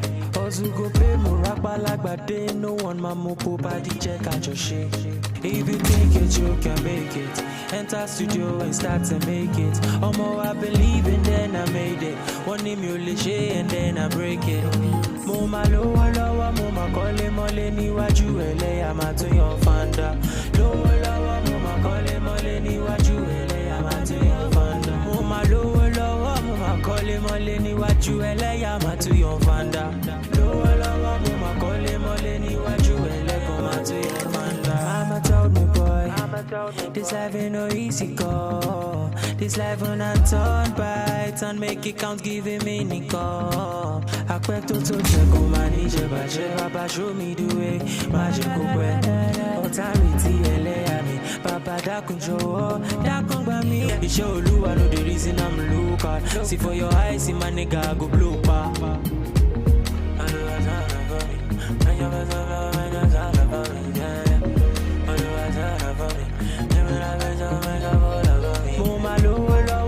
Kole mole niwaju ele ama to your fanda. Lowo lowo mo ma kole mole niwaju ele ama to your fanda. Ma lowo lowo mo ma kole mole niwaju ele ama to your fanda. Lowo lowo mo ma kole mole niwaju ele ama to your fanda. I remain your extraordinary DJ Elegant. Let's go. So may all and all our prayers be answered. The vision is right. Let's go. Now soon.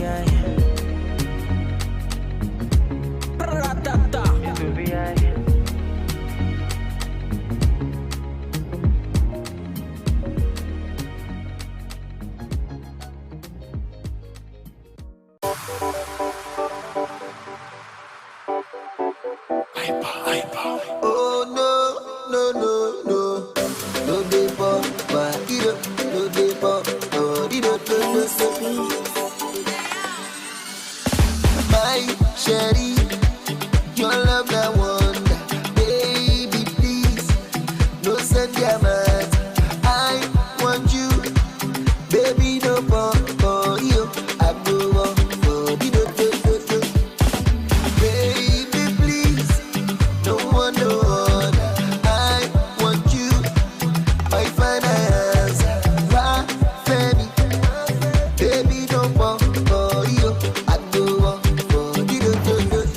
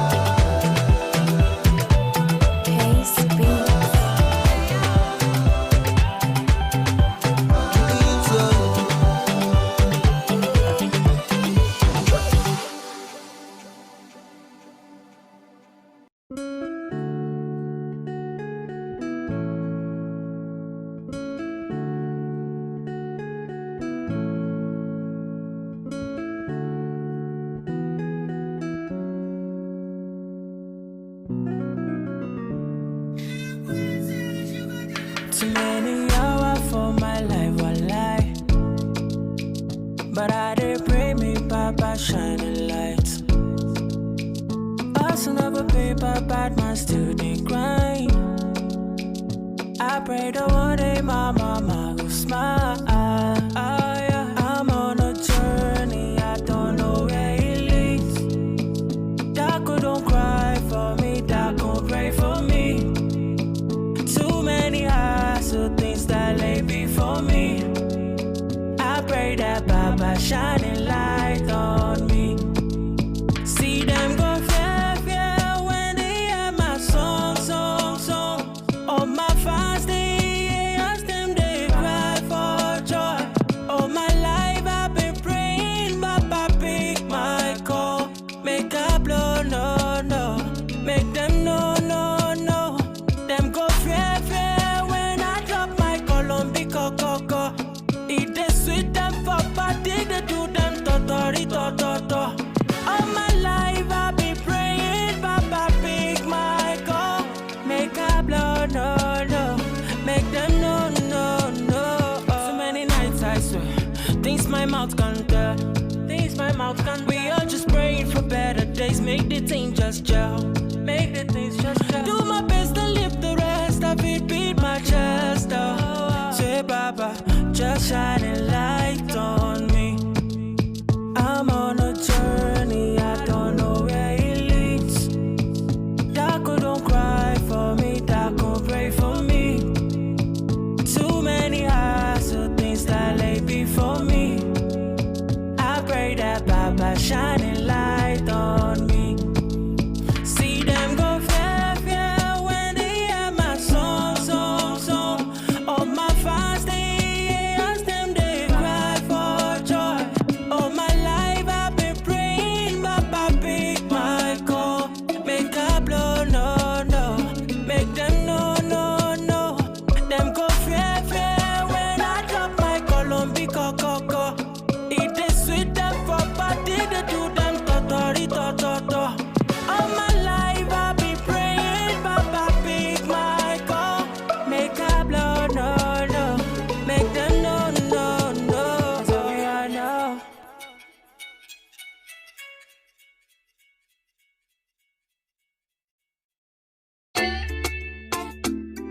Yeah. It's Angelo. I'll be already know. Life na jungle, oh. Paddy, you need to struggle, oh.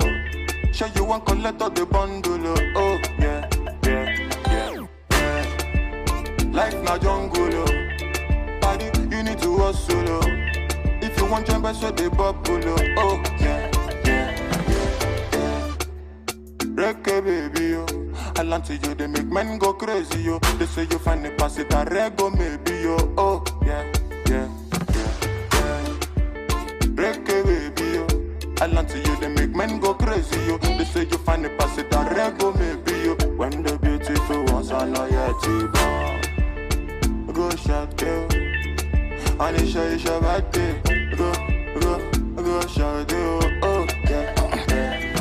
Good morning, afternoon, depending on which time or evening. I hope say this little piece of advice I've got get meaning to those who been they feel solo. Based on their baby, you are all on your own. Now you pray to the ceiling. I know the situation of the country right now, no funny. You know go even feel wash your clothes, make you big money. I know say you go like to right your wrongs, but there's no penny. Meanwhile, you go have to see that on my wife. Still on it, but based on this fact, you say you won't give up. Buna, you feel give up. BP rising, no green drop. But based on this advice, you say make I shut up. I go shut up. One more line, then I lock up. Waiting, man, do. Life done, they do all for man, do. You guys find a way to survive, too. Another value waiting for man. Waiting, man, do. Life done, they do all for man, do. You guys find a way to survive, too. Another value waiting for man, do. Life na jungle, oh. Paddy, you need to struggle, oh. Sure you want collect all the bundle, oh. Yeah. Life na jungle, oh. Paddy, you need to hustle, oh. If you want jump, so they bubble, oh. Yeah. Reggae baby, oh.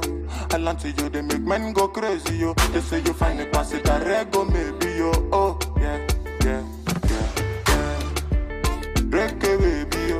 I learn to you, they make men go crazy, yo.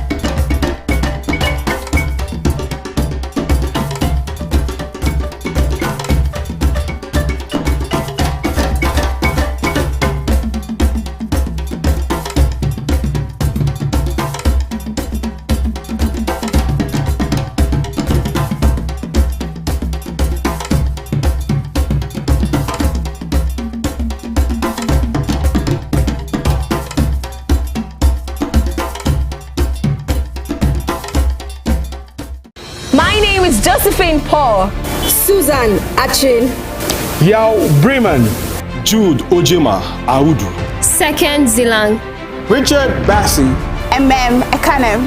I am Mercy Joe, and we are African Patriot on African Patriot Radio.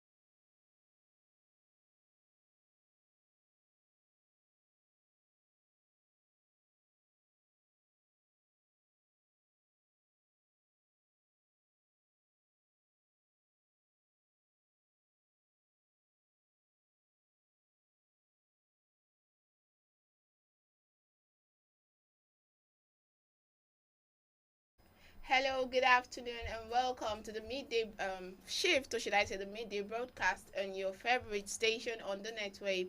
This is African Patriot Radio, and on behalf of myself and the rest of the crew, I'd like to say Happy Democracy Day as well. And today, we have a lineup of interesting programs for you, but first off on this belt is Economic Review Africa. And you know you can be part of the conversation by following us across all social media platforms. On Facebook, it is African Patriot Radio. On YouTube, it is African Patriot Radio. And on Twitter, it is radio_Patriot.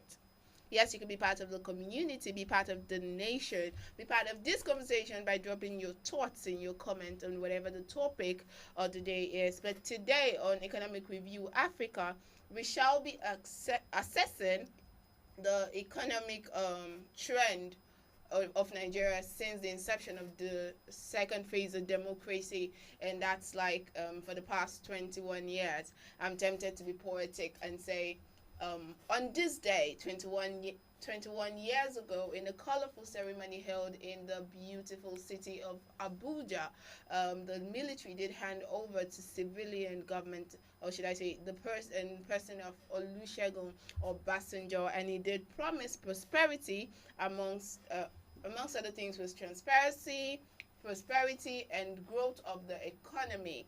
But the big question on the lips of a lot of Nigerians today is, how well has the economy fared under the democracy rule? This is a trend of a conversation on the program today. My name is Udo Immaculata, and of course I'm not alone in the studio.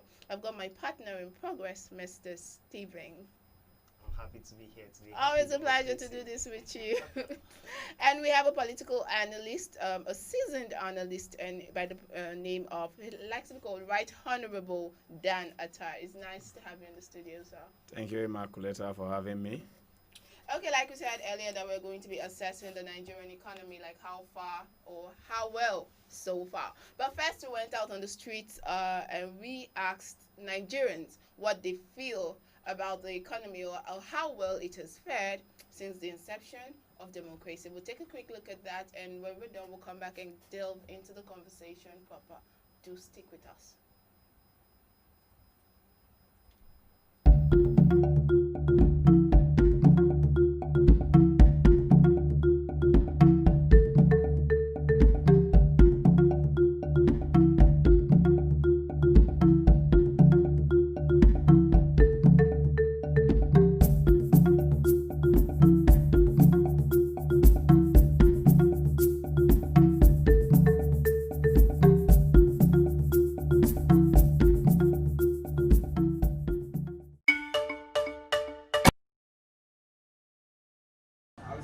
Well, actually, to me, I think the economy was more better during the military regime and the first phase of the democracy. Okay. Than what we're having now. In what regard, sir? Actually, the cost of things then were not as high as it is now. But sir, you know that is like determined by a couple of other factors. Actually, I know, but I still maintain my stand that what we had then is far better than what we're having now. Do you mind to let us know why you think so, sir? Why I think so is that if you look at the economy now, the cost of things, even cost of living now, is more higher than what it used to be. And what people we are earning then, though they don't earn much, but money was valued there. You'll get the point. But now, even if you earn much, you go to market, you can't buy anything with the money what you're earning. Okay. So it's one of the things I see that that's why I say that then economy then is more better than what we have now. All right, thank you very much, sir, for your time. You're welcome. Economy was better than what we have today. I believe that military era is better because Nigeria has spoiled the democracy. Okay. To be sincere.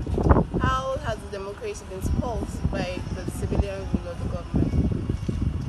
They are not practicing democracy because democracy means government of the people, by the people, I mean for the people and by the people.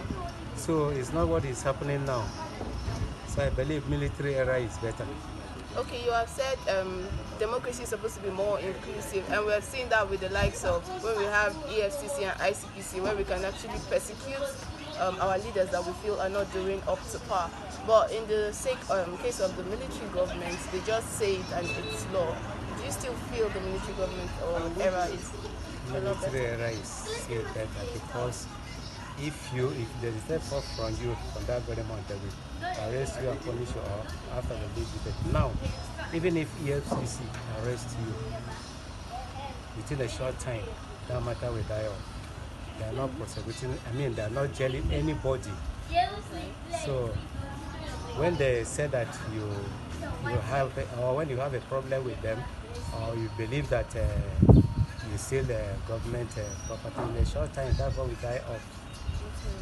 So you're saying corruption is the problem of the civilian? That is the truth. That is the truth. All right, thank you very much, sir.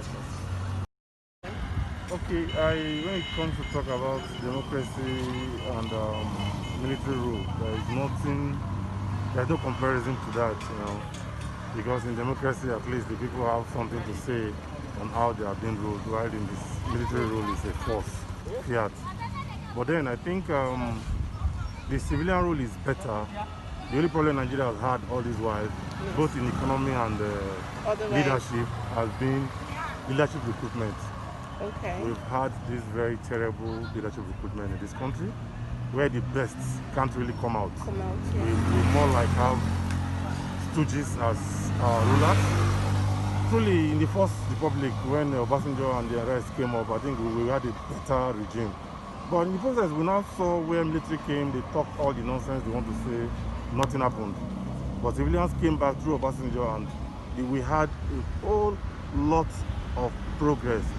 Okay. But a Christian can employ a Muslim and he will give him the best once he has the capability to do it. And a Christian can employ a Muslim can employ a Christian. So this issue of it must be from my place before I will get the best from you, I don't think is the right thing to do. Okay, so in your final words, we'd like to know, what do you feel was better, the economy we had before democracy or the one we've had after democracy? Before democracy, we don't have much of an economy because it's about one man's business. Okay. In the military regime, it's one man's business. So if he decides whether it's working out well or not, he has made up his mind, it must be. But in democracy, you will respect your feelings. She will respect her feelings. I will respect my feelings. Then we have to juggle it and see the best way to go. So democracy is always better. But then, as far as I'm concerned, our leadership recruitment is the bane and the problem of Nigeria. We need to recruit the best hands that can deliver, and not from where he or she, his tribe or his religion to decide our leadership.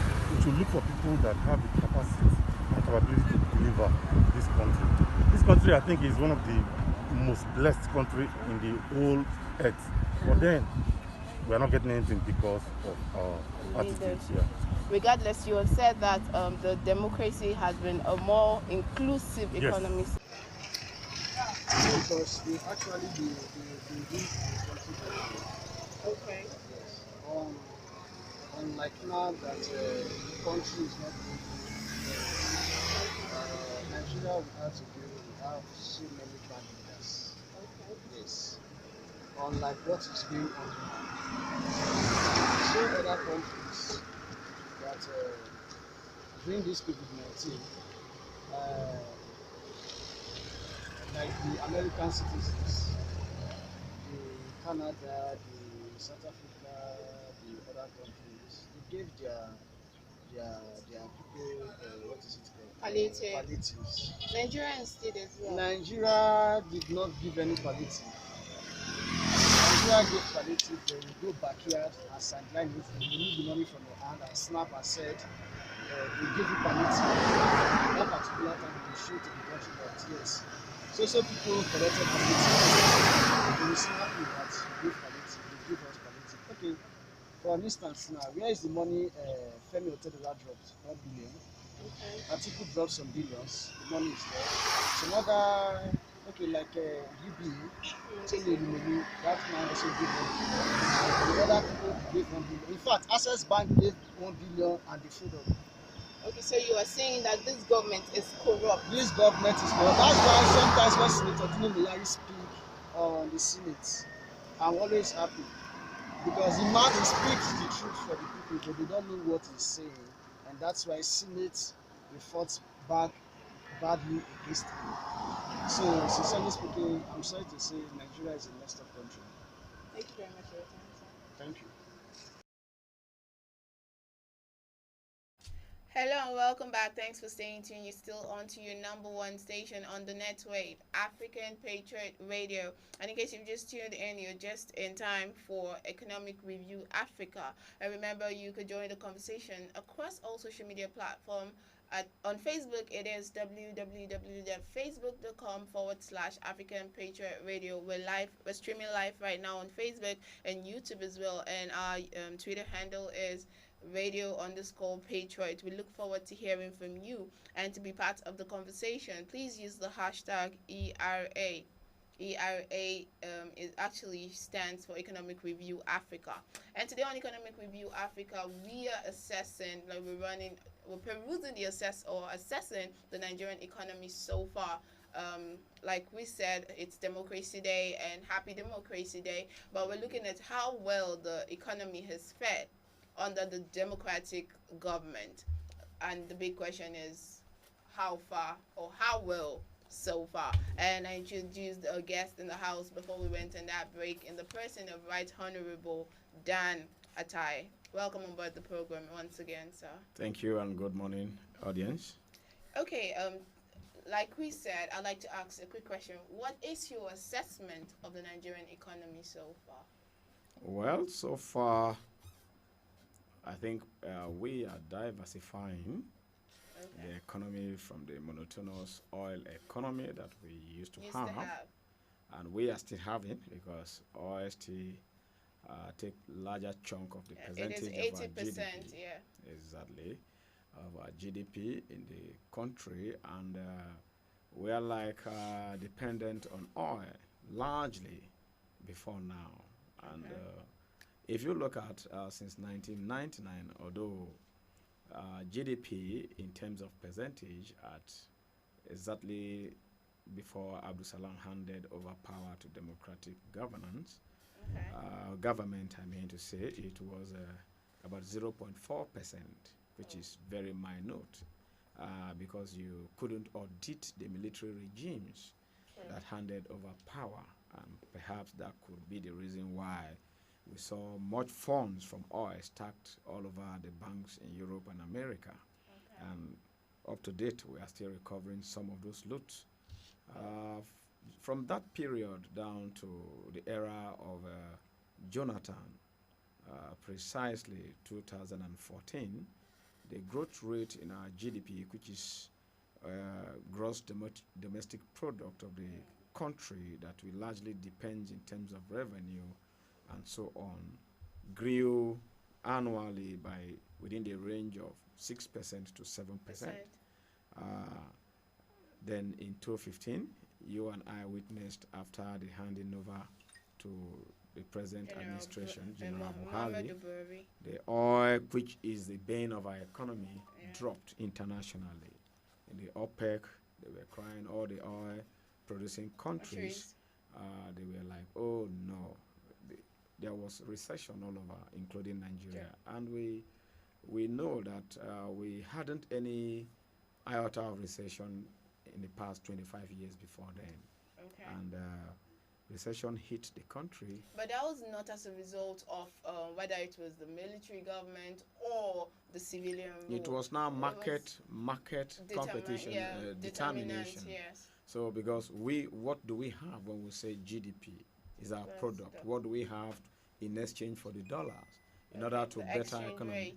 Exchange rate. So it was and it is still the oil that we use to, produce and sell. In fact, we don't even produce the oil here. We just, get the oil, the product, and then we export crude, and then before we move into the factors responsible for economic growth, I'd like to have Mr. Stephen give us a general assessment of what he feels like the Nigerian economy has been like so far. Okay, from my point of view, having heard the views of Nigerians on the streets, I would love to say, not coming from statistic point of view, though, but from the layman's point of view, I feel the economy, to an extent, is growing. So it's growing, even though people feel the standard of living compared to Has previous depreciated, has yeah. depreciated. The value of our currency has depreciated. Yeah. And a lot of people are either unemployed or underemployed and all that. But then I feel as a country, we are growing. A lot of infrastructures are coming in place. So we are moving towards a point whereby I feel if all the necessary infrastructures are put in place, people do what they need to do, and our leaders actually keep to promises they make while they are vying into office, I feel the economy will become better. Okay, now that is your assessment. Like we heard about, like people on the street have said, like the cost of living was low when we had the military in power. Because when you talk about economics, okay, let's not ditch statistics, but let's keep it aside for a while. People actually do not look into statistics. They look at the quality of their lives. Okay. That is the yardstick for measuring how economically buoyant the country is. So people have said the cost of living is high now than it was before. Someone even said that then you earn little, but you could afford to live comfortably. But now you earn a lot, but you cannot even buy anything in the market. Even now you don't even earn a lot. If you look at the intervention of COVID-19, we have a lot of job loss. Okay. And we also have a lot of dwindled salaries and allowances. Yeah, pay cuts. And so on. And then if you match it with cost of transportation, production of food and so on, you discover that you pay more and you earn less. So it's an economic quagmire, and getting out of this will take a little time if drastic measures like intervention funds are not released quickly. And I think the World Health Organization and the IMF, they are doing something about it. Nigeria is on the track to getting intervention. I think the World Health has released some money, some aid to us, which we are entitled to. Because we are a member nation of the United Nations and now that is courtesy of the coronavirus. Courtesy of the coronavirus. The time frame under which respect right now is not just post-coronavirus. We're actually looking at 21 years since we've had democracy. And actually, what we're saying right now is the yardstick, like we said, that the teeming populists, the teeming Nigerians are actually using to measure economic growth. When we talk about their cost of living and the salaries or the wages they earn so far, I am asking, is it a proper yardstick to measure the economic implications of the times we're in right now? You measure the economy based on GDP and GDI. Okay, and not the cost of living. And not what you actually earn. Okay. You understand? If you are talking about the nation's economic standard or growth, you measure, like today we say America is 40% GDP internationally, and China is 35% GDP internationally. America have the product capacity, China have the purchasing power parity capacity. So Nigeria, as a consuming nation, we are just a consuming nation. We are only trying to diversify from the oil that we have refused to refine here into agriculture. And the strategies have been implemented. The banks have been asked to release the funds, for mechanization in agriculture across the nation. And I think when that is done, we can say we are revamping the economy. We'll get to the point where we'll talk about diversification proper. But for now, I think one thing we should look at is factors that are responsible, away from statistics now, factors responsible for economic growth. Yes. Now we're talking about human resources, we're talking about physical capital, we're talking about natural resources and technology. In what ways do you feel that these factors have affected the growth of the economy? As a matter of fact, so far so good. Every of the factors affect Nigeria. Okay. Because if you talk of production, we have not been producing. Okay, we have been producing crude, but we've not been refining it. When you say production has beginning and end. It is a chain, and when you get to the end, then you say you are a productive nation. Okay. So long as we don't produce, we only excavate and export. So Other people get the byproduct from us. And don't forget that the byproduct, there are numerous products in the byproduct again. Okay. Like the plastic chairs, the plastic machines you're using, and those computers, the PVCs, they all came from the oil byproduct. And if we are paying demorages abroad because they refine, maybe we refine in Venezuela, or we refine in Italy, or we refine in US, wherever we refine, we pay demorages for storage and for another exportation via the sea. So the cost of even refining abroad, our gross domestic product, our major product, is appalling and is even uncalled for. So if we want to beg, like I will project the trajectory to the government and say that before this administration elapses, the refineries should work maximally, not even optimally. They should work. Yes, maximally, because if they work, we have about 3 to 4 refineries, and if they all function, whether the determinant factor in the oil market among the OPEC nations or whatever is even at place, we will still do away with it because we produce, we can retain some of the products here. Yes, that's like driving. That's like driving us into talking about infrastructure. Yeah, well, infrastructure. When you talk about mechanism where you can build or the capacity of your industrial base in terms of refinery now, yes, you have a point there, but infrastructure goes beyond just your industrial capacity. Okay, we are going to talk about the swear affidavit, postponed to remain there, and they remain redundant because the various ministries, departments, and agencies that demand, they are not productive. What is coming out of there? Some of the IGR that we get from there are being embezzled by some directors, and some managers, and the government don't get accountability. So, in our human resources, we are less than even 10% what the energy we are giving into production. And when you talk about our capacity generally as human resources, we have numerous of people who have graduated from school, who knows this thing, who could give a better 21st century prowesses into productivity, but where are the environment that they should even practice? Enabling environment. You understand? So we don't have those things, and these are the areas that Mr. President is looking into now, and say before I elapse these 3 years, like I've had him this morning, time and time again, I believe that we pray that things be done. If not, it's like the country will be sitting on the keg of gunpowder any moment from now. Okay, so I'd like to ask you a direct question. Now, when we went on the street, a lot of persons, when we asked them to assess like the economic growth so far, they tend to like compare it with the military era that precedes 15 years of rule that precedes this 21 years we're celebrating today. And we'd like you to give a direct comparison, but that'll be right after we come back from this short break. Do stick with us. All right.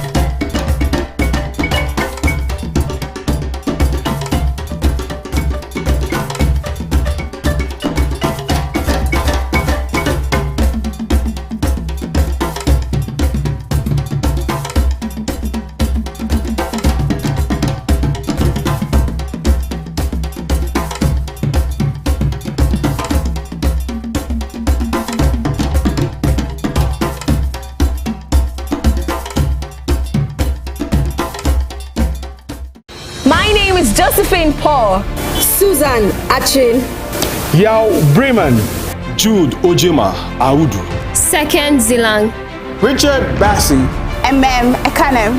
I am Mercy Joe, and we are African Patriot on African Patriot Radio.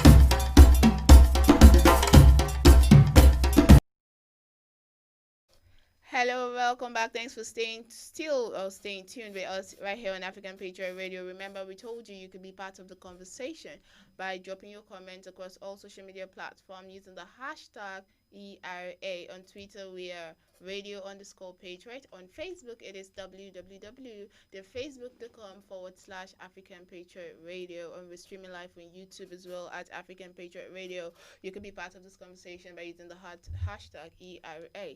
And we're still assessing the Nigerian economy so far.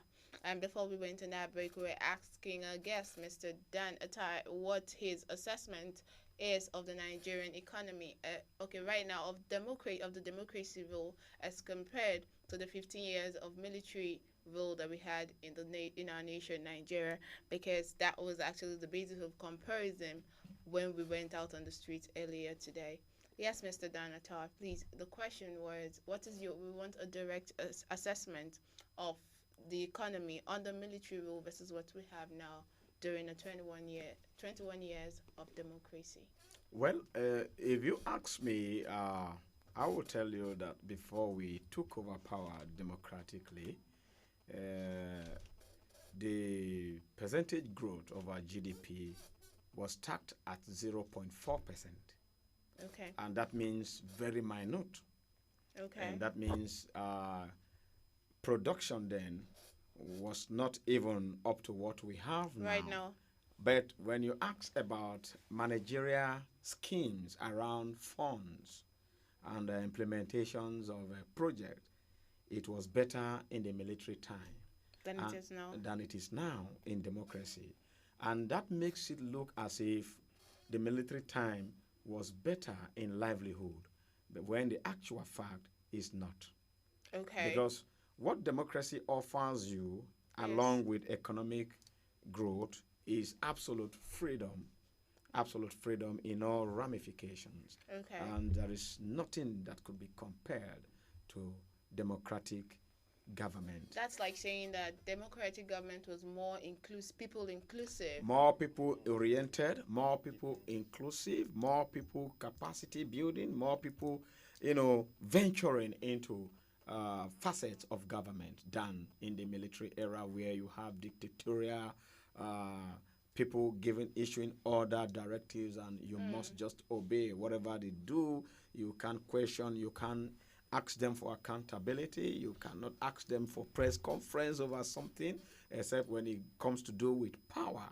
And that is when we could only hear. Have you ever heard during the military time that Abacha had stacked a lot of billions in banks in Europe and America? You couldn't have done there was that. no freedom of speech at the time. Not even freedom of information. Yes. You understand? Okay, now according to World Bank data, Nigeria's GDP as at then was a mere $56 billion. That figure has skyrocketed. That's GDI.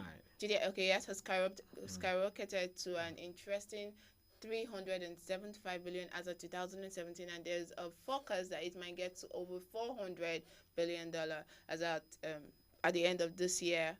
We just hope that the coronavirus does not topple in that figure. And people have also said there's a greater level of trust in our economic institution as opposed to when we had then. These are the state bases which we would like to compare and contrast. Like, although we are heavily dependent on oil, there's also this forecast that Nigeria may lose 30% of her GDP by 2030 because, or should I say, courtesy of corruption. Now, like you said, it seemed as though the cost of living then was cheaper than it is now, and that is like affected by a couple of factors. Now, do you think that one of the factors that has affected these is actually corruption? Of course. Even in the military days, we had corruption in the country. Because when you are not open to appraiser or open for, how do I put it, for people to check and balance you, it means you are corrupt.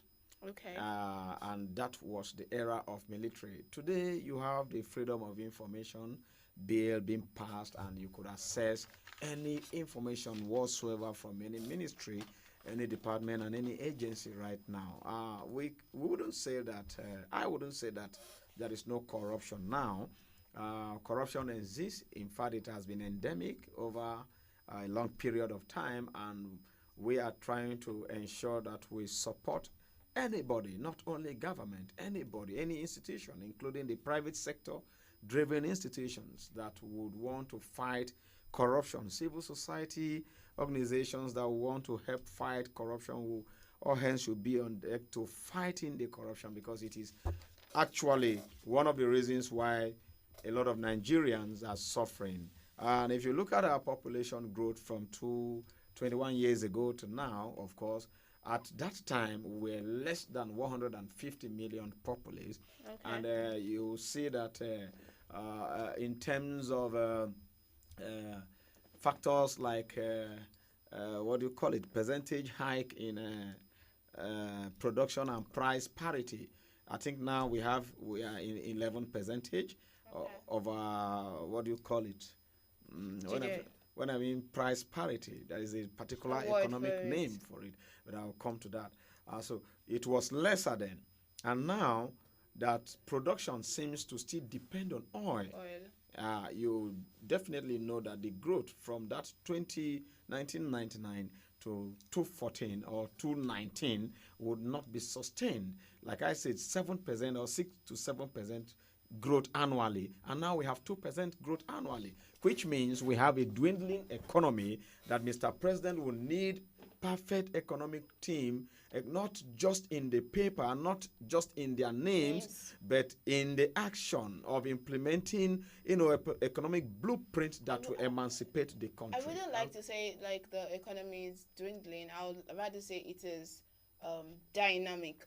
Okay, and you were going to ask a question. I was honorable with the establishment of institutions like the EFCC and ICPC. Do you think they are actually winning against the fight on the fight against corruption? Yeah, they have tried. I'll give Magu out of 100, I'll give Magu 70%, and that is a good pass mark. That is a kind of B, because before now, when Obasanjo came in 1999, when he took over power from the military, during Abdul Salam handed over power to him, we saw that he said there is no going back against the fight against corruption. And then he instituted the Economic and Financial Crime Commission and put, who was the first chairman then? I will remember on the course of the discussion. And they tried a lot of corrupt officials in the country, corrupt personalities, people. I wouldn't say that in all ramifications that they fought. They are winning the war. They are winning the war. No, but they tried to some certain extent that we saw reform, we saw properties being seized abroad, seized within the nation. People were being jailed. We never knew that the prison could be made for even big men. We thought that it was only middle class and poor persons that goes into prison.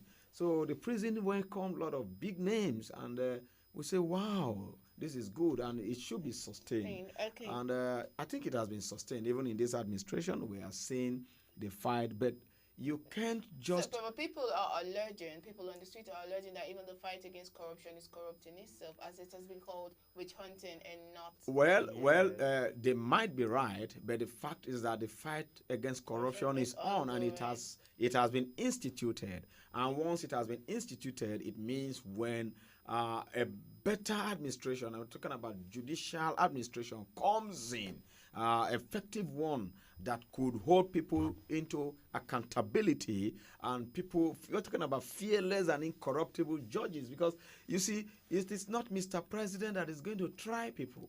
Yeah. And in fact, the apparatus of the judiciary, even the police, they are part of the judiciary, the law enforcement arm of the judiciary. They have to wake up. We celebrated Abakari yesterday for fighting seriously against crime, and we have celebrated Magu before for fighting against financial crimes that people have embezzled from our treasury. And I must tell you, if all the monies that are stacked in private banks and pit holes and everywhere, nooks and crannies of the country are recovered, are retrieved, this country will have nothing to do with economic downtown. Okay, people have actually questioned the looted funds are being returned. Yeah.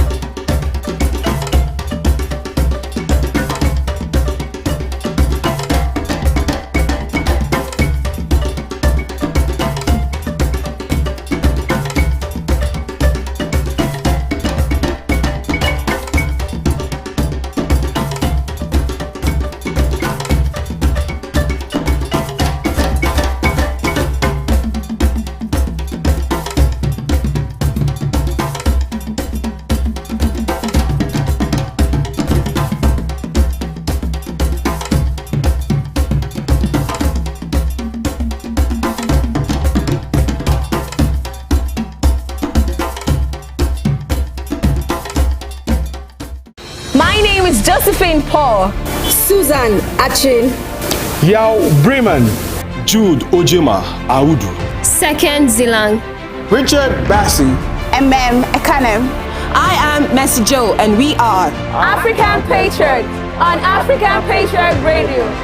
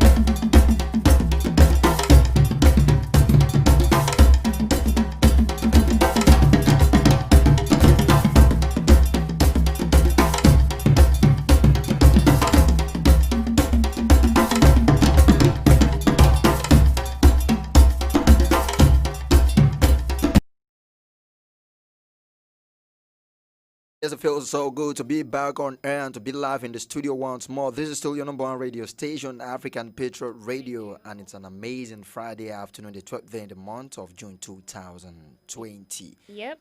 Practically, it's a very interesting day in Nigerian history. I said it is our democracy day, so I am saying happy democracy to all Nigerians out there. It's actually it's more like a fresh leaf being turned in Nigeria, because we normally used to have our Democracy Day celebrated on the 29th of May every year. Yeah. But this year, it's different. Recall that it actually started last year, but we're having it so official for the first time this year, because the law and whatever ratification that needed to be signed and needed to be reached before we have it officially was signed last year.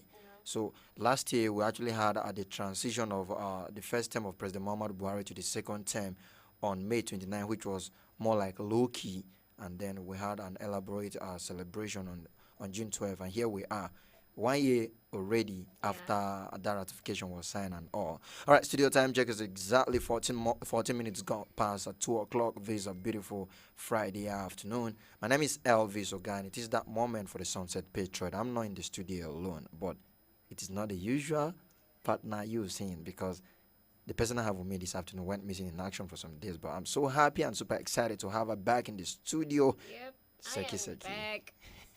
Like I never left. Yeah, that's more like a JoJo's line. Yeah. Can you just tell us your name, or you want me to help you with that? Of course, I am seconds along. Yeah, seconds. So good. All right, this afternoon we are in the studio. We sincerely apologize for some of the little hitches we've been having that actually made us went off air a couple of moments ago. But the good thing is that we're back. We just hope we uphold this momentum as we right through our remaining part of transmission for the day, which will definitely culminate at exactly 5 p.m. But regardless, we'll be doing some trends and talk at about now, and we have a whole lot of stuff trending that we'll be glad to bring to your attention this afternoon. It's supposed to be news expression, but unfortunately, because of the technical issues we were having, we were unable to bring you the news. But trust me, we got you covered with our trends and talk stories. So I will leave the stage for a second to bring out some stories that will actually get us into some talking mood this afternoon. Okay, so we have some news from all the way from South Africa. Okay. So Cabinet in South Africa has deferred taking any decisions related to amending regulations under Alert Level 3 of the national lockdown pending a full health assessment report from the Ministerial Advisory Committee on COVID-19. In a statement issued on Thursday, Cabinet noted that the National Coronavirus Command Council, that's the NCCC, had made a number of recommendations to Cabinet, but it decided to defer making any decisions on the matter. This comes as the NCCC has been employed by lobby groups and the Eastern Cape Premier Oscar Mubayani to consider reinstating the alcohol ban. A case has also been made to the NCCC to reopen salons and hairdressers under Alert Level 3 of the lockdown, while the NCCC had deliberated on the inputs made to it. Cabinet wants the group of 50 scientists advising government to weigh in first. Yeah, very interesting story. I actually came across that story and I was like, it's very logical and then rational to see that the South African are actually going about it this way, because the global pandemic situation we're actually dealing with at the moment happens to be some scientific kind of a problem to an extent. So pushing the whole thing back to scientists to look into some of the resolution or the reservation actually or complaints submitted by people, it's the right way to go by. I don't know if you have something to say about that. In addition to what you said, it's actually very important because, they have been advised on what to do and what not to do. But it's very important, just like you said, to involve the scientists because this is coronavirus. It needs the scientists to come and weigh in first and also give their own professional advice on what needs to be done in the country. Oh yes, because if you actually studied the way the handling of the whole thing, even when relevant authorities have been actually clamoring for a cure, a vaccine to be produced concerning this, it still lies in the hands of scientists. So it is only the scientists that will actually know how to go about the whole stuff and all. But particularly South Africa, I think I love the way they're actually segmenting their own lockdown. They come in different levels. From level 5, they step down to level 4 to level. Now it's in alert level 3, and gradually it will be phasing out until maybe they get it back to level 0, and then maybe the lockdown is totally lifted. Because if you look at it from Nigeria as well, even though we've been having a gradual lockdown, first phase, second phase, but it's not been segmented into levels. Just the way South Africa is actually putting it out. But like I was saying, if you look at the way different countries has been handling it, it has to do with a whole lot of their scientific organizations and agencies that actually came out to talk about things they need to do, things they cannot do, and all of that that's been surrounded it. And coronavirus is actually not child's play. We've been seeing the number of figures that Nigeria has been recording of recent, and truly, we actually need the scientific advices and then expertise to know how to go about the whole stuff. Yeah, true. Yeah. So for the second news, we have another news all the way from Germany. From Germany. Concerning Sudan. Rather. So Germany has pledged to expand its commitment to UN peacekeeping missions in the Sahel area of Africa, which has been ravaged by violence. Foreign Minister Heiko Maas called on other countries to join in the effort. German Foreign Minister Heiko Maas called for an international effort to stabilize the Sahel region in Africa. The area has seen escalating regional violence and terrorism in recent years. Mars pledged that Germany would continue and expand its commitment to the United Nations MINUSMA peacekeeping missions in the West African nation of Mali. It's good to see effort and then concerted effort from different countries of the world concerning a particular region. Ordinarily, we've actually found ourselves in a situation where at individual levels or communal levels, we don't really get to see much of that collaboration or do I say issue of somebody taking into consideration your own problems and then seeing your problems as their problems from other people who happens not to be from your part. But I think this great move from Germany has a lot to tell on us as a people. If someone from another country or a government of another country is taking it upon her shoulder to see that, okay, a particular region that has been faced or plagued with a particular problem is being looked into and see how assistance can be rendered, I think it tells a whole lot about ourselves, where we as individuals, we as brothers from even the same place engage in communal clashes over little or trivial issues. I mean, it's something we really need to shy away from and then learn how we can actually be our brother's keeper from moves like this all the way from Germany. Yeah, you know, before now, they have actually deployed almost around 4,500 troops to Sudan to fight terrorism. For peacekeeping.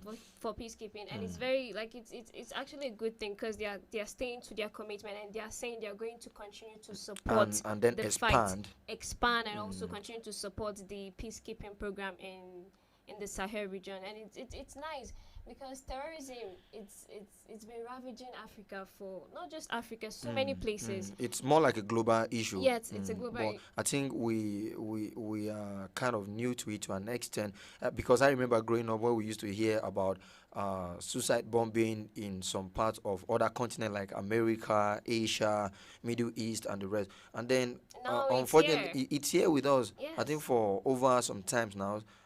Since 2009, we've been dealing with terrorism in the northeastern part of Nigeria and even other parts of Africa as a whole. So, like you were saying, it's actually something that we need to look into and see how we can come to an end of it, because trust me, there can never be any visible development when there is no peace. True. And you know, like also countries like Nigeria, Niger, Chad, Cameroon, we've been dealing with Boko Haram. Yes. And it's something that if a country or a state is able to help another place that is going through something like that, they should help, because today this country or this country is going through this. Tomorrow it might get to your own country. Trust me. So whatever thing that other states can do, they should actually do help. And the Germany government are actually calling out to other states that can actually help. They should come and help. Yeah, and like I was trying to point it out, if other countries are actually seeing this as a need or as an issue to look into, how more, like, what of the people that are involved in this?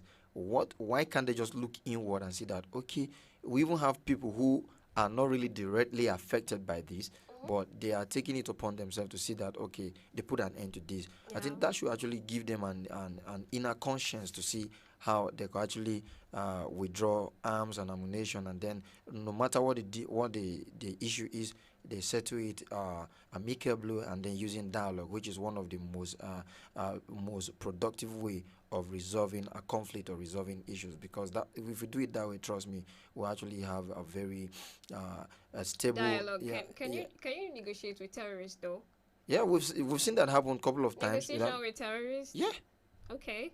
Have you not heard about news where some Boko Haram insurgents were actually being negotiated with by the government, and actually yielded some result, even though that met some level of criticism from How long can that go? Do you believe this is actually true repentance? It's one way to go about it, especially to douse the tension at the moment. But on the whole, I think that is where people call for attention to some of the issues that could actually give rise to terrorism, like the issue of unemployment, idleness, and several other things that we can actually tackle this problem from the root. If we do it that way, trust me, we'll get over it. Okay.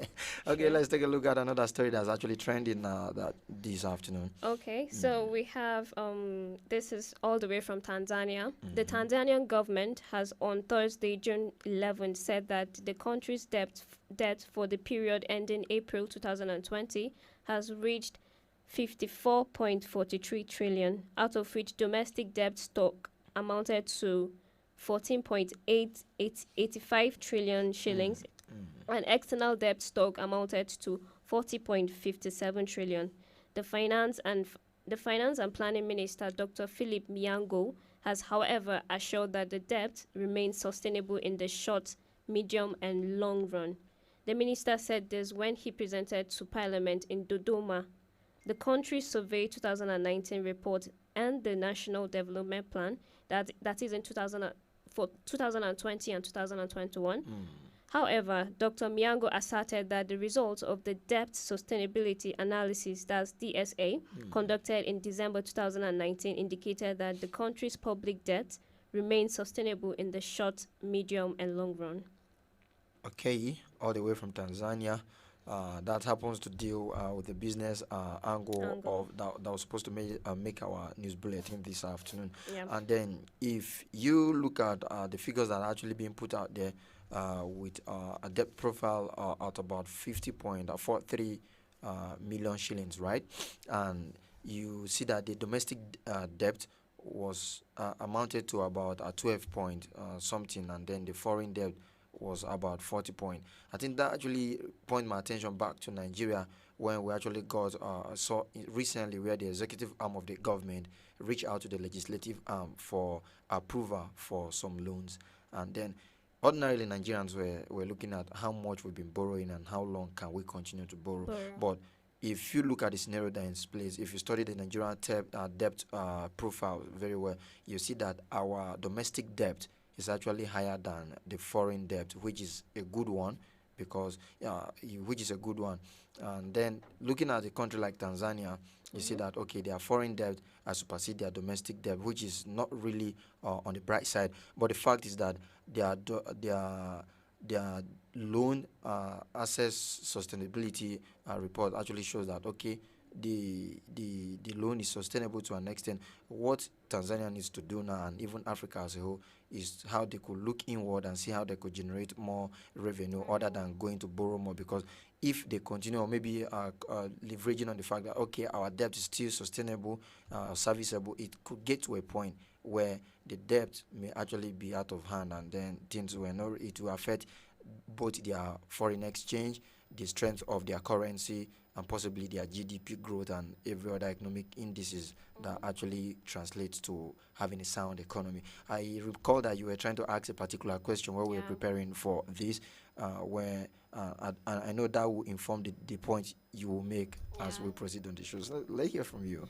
You know, back in April, the president of Tanzania actually went out there to ask the international organizations and other states that probably are the creditors to all these African countries to ask for pardon. Yes, to forgive these debts in order to fight the coronavirus pandemic. And it's actually, I feel like it's funny because just in addition to what you said, it is important for African countries. We don't have to go out there every time to keep borrowing and taking loans and all that. It is important to look inward and look for ways to source out revenue for the country instead of going out every time to ask for debt, ask for this, ask for that.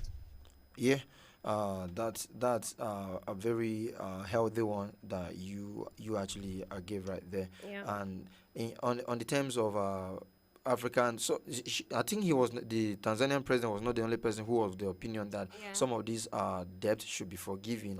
And you see that even within Africa, we also have lenders or creditors that we actually tend to borrow from. So like we really pointed out, I think it's high time Africa looked inward to see how we can generate revenue internally other than going out to borrow all times, because time might come we might not be able to service our debt if we continue in that light. True. So now looking to the entertainment, Veteran Nollywood actor Olu Jacob is alive, hale and hearty. The Actors Guild of Nigeria has confirmed. The legendary actor trended on Twitter and Facebook on Tuesday night with reports claiming that he has passed on. Mona Lisa Chinda Kuka, the spokesperson of the AGN, debunked the news in an interview with newsmen on Tuesday night.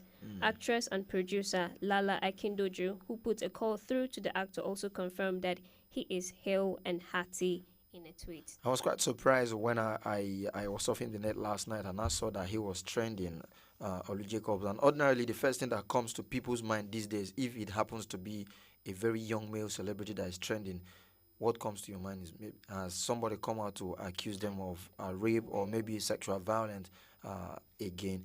But going through what was actually making rounds yesterday, the news, the first rumor of the death of Olu Jacob actually broke my heart, and I was so touched.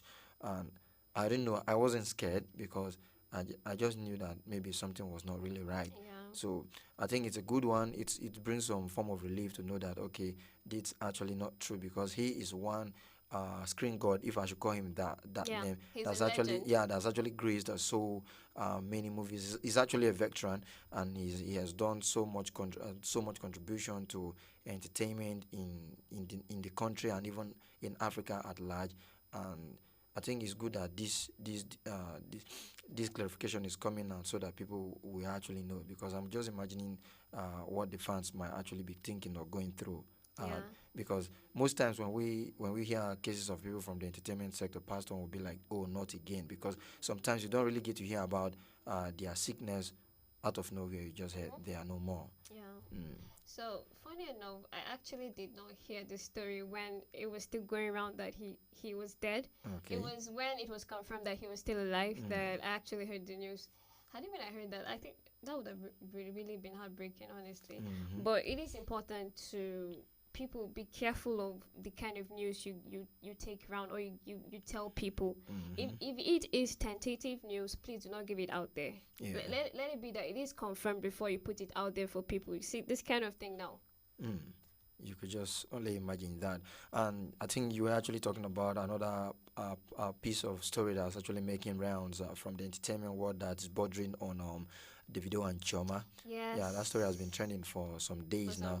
I think it all started when Davido came out and he was like, he had to change his number because he's been putting people before himself all his life. So it's about that time he started living his life. And I think I saw that particular tweet where he talked about, please understand with me, see you when I drop my next album, which was A Better Time, ABT.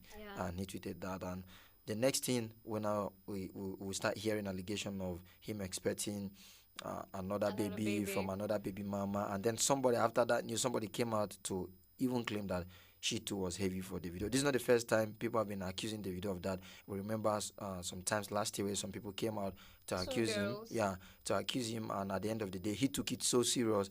And when these girls were arrested, he was the same person that pardoned those girls and even gave them some cash gifts. So who knows? Some people think they are going to get away with it that way. But we are not actually putting it or doubting that completely. We are all humans. Anything can happen. But I think if the video can come out to make clarifications, it would be nice. Yes, I think both of them have not really come out to say if it's actually true or not.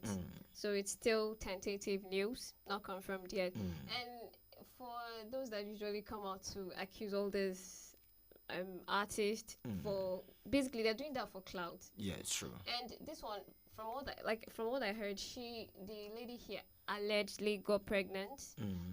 She is a London-based makeup artist. Okay. And on Twitter, I actually saw the post and I went through the comments and I actually saw people were actually bashing Chioma, saying when she was the only girlfriend, she was feeling all mighty and this and this and that, blah blah blah, and it's not good. Like I don't like the fact that people. I wouldn't want to see such people like that actually knew the story, because there were some times when Obio was asked why the choice of Chioma. And he made us understand that Chioma has been there even before some of the dramas that have played out in the past, and for the girl to actually and then stand by him, or for her to have stood by him throughout all these scandalous times and everything, that means she's actually genuine, and that's it. So Chioma has never felt like she was the only one. She knew that she was dating a celebrity that's vulnerable to a whole lot of female fans and all. But even as that, we still expect our celebrities and public figures to know the positions they hold in the society and how much of a public figure role models there are to people to see that, okay, they always guide their utterances and their act at every time. I think we were talking about where there was some news that Chioma was actually packed out of the house and all, but it's still not confirmed till now. Because yesterday I saw a post from the video when he was like, Chioma, my wife, and you were like, possibly, who knows, he's just doing all of that to please her and beg her and all. So, so let me ask this: if you were the one, would you come back, like get back with him? If it's actually a true story. This is not the first time Chioma would have witnessed some of those things with Davido and still stick. But let it not be like, okay, because this girl actually has shown you that she loves you and she's going to stick, then you're not taking advantage of the situation. I hope it's not something like that. You know, people kept on talking about she should, like, this is something she should be expecting. She's with a very popular artist, one of the biggest artists in Africa, so she should be expecting something like this. Some people were saying she should better pack out, go back, pack her things and go back to the house. And I thought that was really funny. Yeah, it's really funny, but I think prayers up for them. Let them know how to handle this and then see, because most people have actually gotten used to, or have already conditioned their mind for Davido and Chioma attachment and everything. So I wouldn't know if that's gonna affect his fan base if they eventually not end up together. Who knows? Yeah. So now in the sports news, we have the MDC Alliance Youth Assembly has demanded the International Olympic Committee, that's the IOC, to terminate Youth Minister Kirsty Coventry's membership. This follows reports that the country's swimming legend turned top government official had grabbed a farm from Robert Zugwao. Zugwao is a nephew to late former state president Robert Mugabe. Coventry has since been taken to court over the dispute. MDC youths feel this was an act of rights violation by the once loved Olympic multi-gold medalist. They also feel Coventry was guilty by her association with the current ZANU-PF-led government that has come under fire for rampant rights abuses in the country. If you've been following the history of Zimbabwe for a while, even during the era of late Robert Mugabe when he was alive, if you look at the allegations leveled against Mugabe, who actually happens to be, who was a member of the ZANU-PF party, it might actually have a link to Christy Coventry if she's actually associating or aligning with the ZANU-PF, even though we claim to be practicing democracy in Zimbabwe. But you may begin to wonder, what sort of democracy were we practicing when we had a particular president in power since independence of that country for over 30-something years before he was actually finally ousted around 2018, and then shortly before he passed on. And these allegations that have actually been leveled against Christie, I think it still has some little of traces to what we just talked about and the advices we just gave concerning Davido. If you are a public figure, you should know that you are a role model. Yeah. People look up to you. So for her to have represented and become legendary in the act of swimming, in the sport of swimming in Zimbabwe, okay, look at what the movement is all about now. Stripping her of the membership of International Olympic Committee. We all know, I think this is some of those things we pride in as compatriot, when we have our compatriot occupy a certain position, because that leaves the country with some good image. So if she's not carrying herself well and is attracting such moves and such push by the people to see that, okay, she's been stripped of her membership of the IOC, it's going to affect the country's lead to positive identity, because a whole lot has been said concerning the image of Zimbabwe based on the activities of the late ruler or their leader, the person of Robert Mugabe. And then to make matter worse, I think there was a time where there were a series of allegations against Grace Mugabe, the wife of Robert Mugabe as well, where people were talking about Mugabe was actually preparing Grace to take over, even if he eventually stepped down, of which he never did until he was forced to step down. And then I think I like the way his vice, then Emerson Magwagwa, went about a whole stuff, even though some people might really want to read some personal gratification to it, because people felt he did what he did because he knew he was the next to benefit from it. But I think personally, in my own personal opinion, which I don't know if I'm allowed to share on air, we should watch Magwago and see how it goes about the next election and everything. If he actually leave it open for whoever becomes more popular, then we might say he actually did the right thing. But if it went the way he actually went when Robert Mugabe was ousted, then people can actually come up with the allegation against the ZANU PF party and all. Yeah. You know, this is a typical example of disregard for the rule of law by the elites. You know, we're talking about that some time back. And for her, I think she is probably a legend in her country, right? And people are looking up to you. You're like a role model, just like what you said earlier. So you should be very careful on what you do and what you involve yourself in. So it's a really bad thing, and for her to actually violate someone like that. Yeah, and then a second perspective to the story is the fact that, do we think this situation or the situation would have been the same if the person, the supposed owner of the farm is not related to Robert Mugabe? Because the person we're talking about that owns the farm that has dragged this lady to court happens to be a nephew of Robert Mugabe. So we're still having some traces of elite clashes right there. So that's one angle we need to look at it from. I think it would have been better, and then it would be well understood if this person that is claiming ownership of the farm happens to be like nobody. It's not related. It's not related to anybody any of the elite. I think that way would have been better understood and all. So, like, I'm putting it to you. Do you think the situation would have been the same if this person is not related to Robert Mugabe? Well, maybe it could be that we are not sure. But it could be that it's just revenge. Maybe when they were in power, they did some things to them. I don't know. We don't know that. So it could be that, but also, I feel like it's possible. I mean, the elites have done so many things to ordinary citizens that are now beginning to rise up against and then demand accountability and justice, right? Yes. So this could be a revenge or whatever it is. We are not sure. Or citizens waking up to reality to see that, okay, they demand accountability and okay, so good. All right, thanks. We still here discussing some of the stories making round on Trends and Talk this afternoon on African Patriot Radio. Don't forget, you can be part of the conversation by joining our live streaming on Facebook right about now. The address is www.africanpatriotradio.com, or don't forget to add the facebook.com /African Patriot Radio, and then turn on your notification by clicking on the notification button. Then subscribe to our Facebook fan page. We'd like to go for a quick break. When we return, we'll definitely talk about democracy in Nigeria. The president actually addressed the country this morning. I'll be taking a look at some keynote from that address. Please stay with us and don't go away.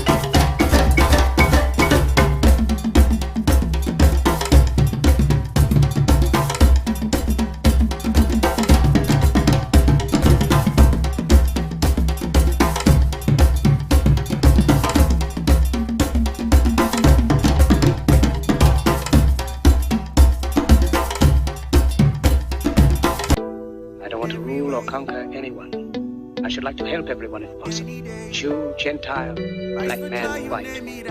We all want to help one another. Human beings are like that. We want to live by each other's happiness, not by each other's misery. We don't want to hate and despise one another. In this world there's room for everyone, and the good earth is rich and can provide for everyone. The way of life can be free and beautiful. Once upon a time in our lives, situations stabbing like knives. Questions rising, how do I fight? That is not for you and me. Leave everything to the king. You need to feel nice. Painful feeling makes you alive. I know that man feeling likewise. Thanks and praises to the king. After suffering comes relief. Life is hard and I can understand. Things Things we see sometimes don't match up to what we deserve. Not the same thing. Everywhere you live, you smile, you love. Hey, this ugly shouldn't be when you're the one involved. You were beautiful in every way. Sun or rain, you have me any day. Price for joy, you name it, I will pay. I will never trade you for no one in any way. They still burying in you, I still pay. Had to love you all that I embrace. You were star, no one can take your place. I will never trade you for no one on any day. Doesn't feel right. Yeah, yeah. How they do me bad but flex life. Yeah, yeah. They cheat me but still they leave large. Yeah, yeah. Where's the drive to stay good when surrounded by evil? You need to love still. Yeah, yeah. Let go from unless you won't heal. Yeah, yeah. God is at the wheels to stand still. Yeah, yeah. Trouble, pain, they disappear when you wait, you wear a chair. Life is hard and I can understand. Things we see sometimes don't match up to what we deserve. Not the same thing. Everywhere you live, you smile, you love. Hey, this ugly shouldn't be when you're the one involved. You were beautiful in every way. Sun or rain, you have me any day. Price for joy, you name it, I will pay. I will never trade you for no one in any way. They still burying in you, I still pay. Had to love you all that I embrace. You were star, no one can take your place. I will never trade you for no one on any day. See in life, what you like will likely shun you. But be careful what you like and what you shun to. He's your type, you trust him and now he hurt you. But the other loved you but he wasn't for you. And it's unwise, yeah, yeah. We want this but when it comes, we turn a blind eye. Oh no. Yeah. You were beautiful in every way. Sun or rain, you have me any day. Price for joy, you name it, I will pay. I will never trade you for no one in any way. If you buried in you, I see pay. Had to love you all that I embrace. You were star, no one can take your place. I will never trade you for no one on any day.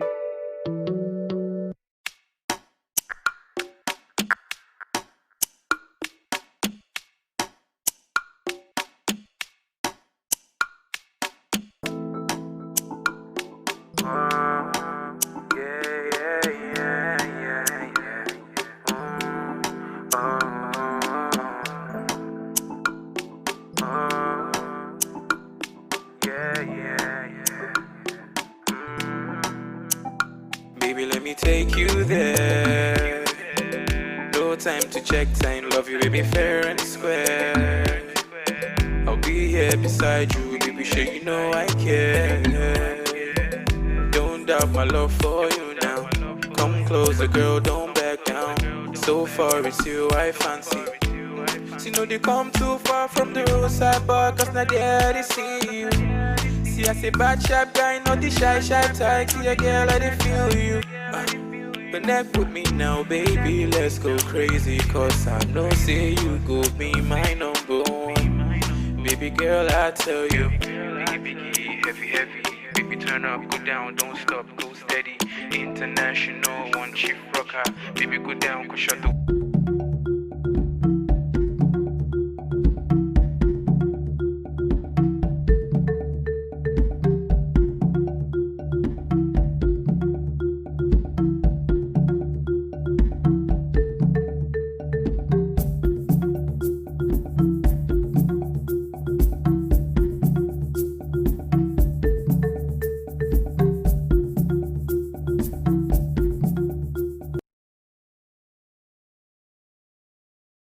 Welcome back. This is still African Patriot Radio, your one-stop radio on the net wave, and where we give you updated information and the very best of entertainment. We've been talking trends and talk, and we actually talked a whole lot concerning some trending stories from different parts of Africa, cutting across different spheres and sectors of life, including sport, entertainment, business, and every other sector.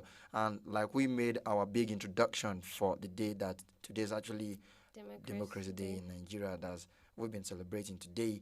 And I think it's quite very pertinent and important that we talk about why now the Democracy Day on June 12th, because we were talking about that before we came on air. Yeah. And that actually put our mind back to the June 12, 1993 election that actually had the candidature of MKO Abiola and Babagana Kingibe, which most Nigerians has actually judged or been adjudged as one of the most credible elections in the history of Nigeria.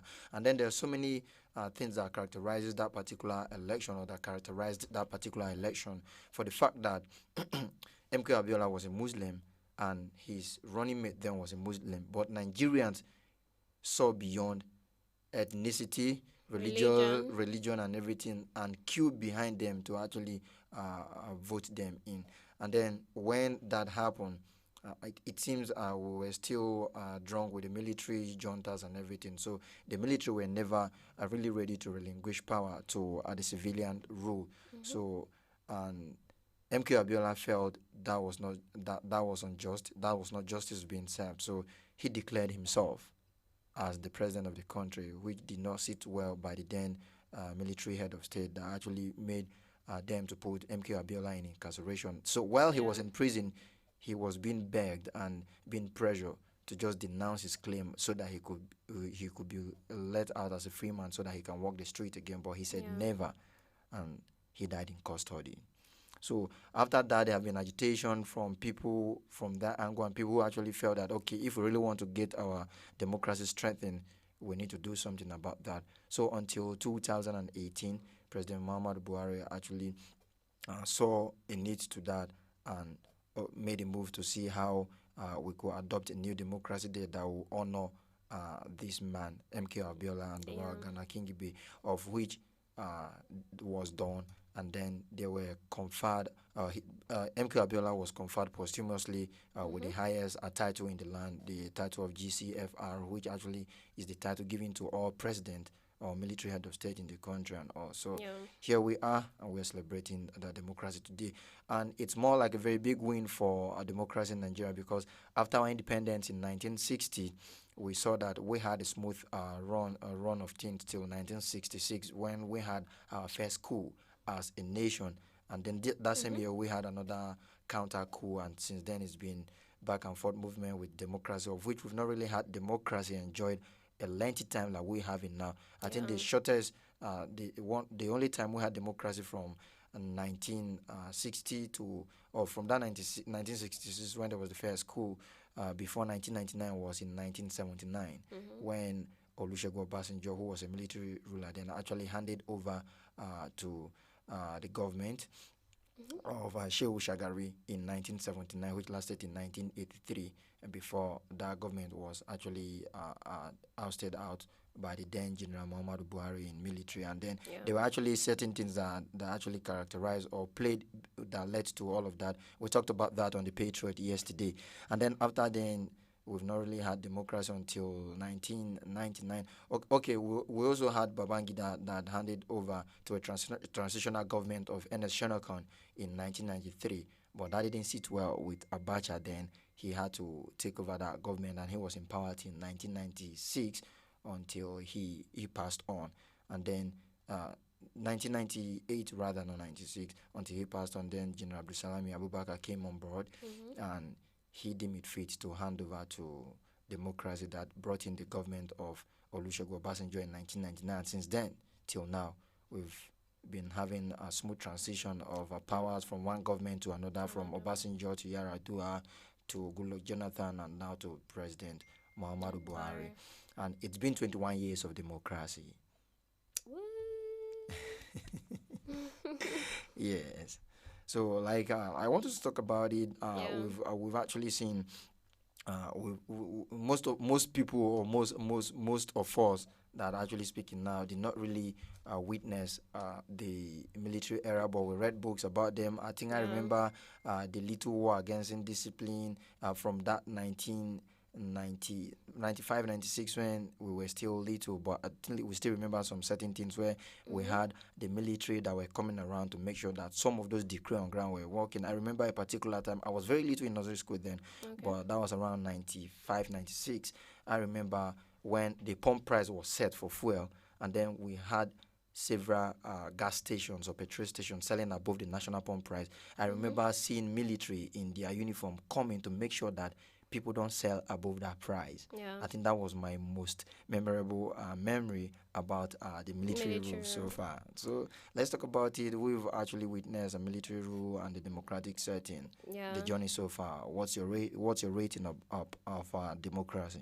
You know, earlier we were actually talking to ordinary citizens around, and most of them actually, funny enough, we asked them which regime do they prefer, the military or democracy, and most of them said they prefer the military, and we asked them why, and they said now there's kind of like more of corruption in the government, generally impunity. Yes, and the corruption is actually deep rooted.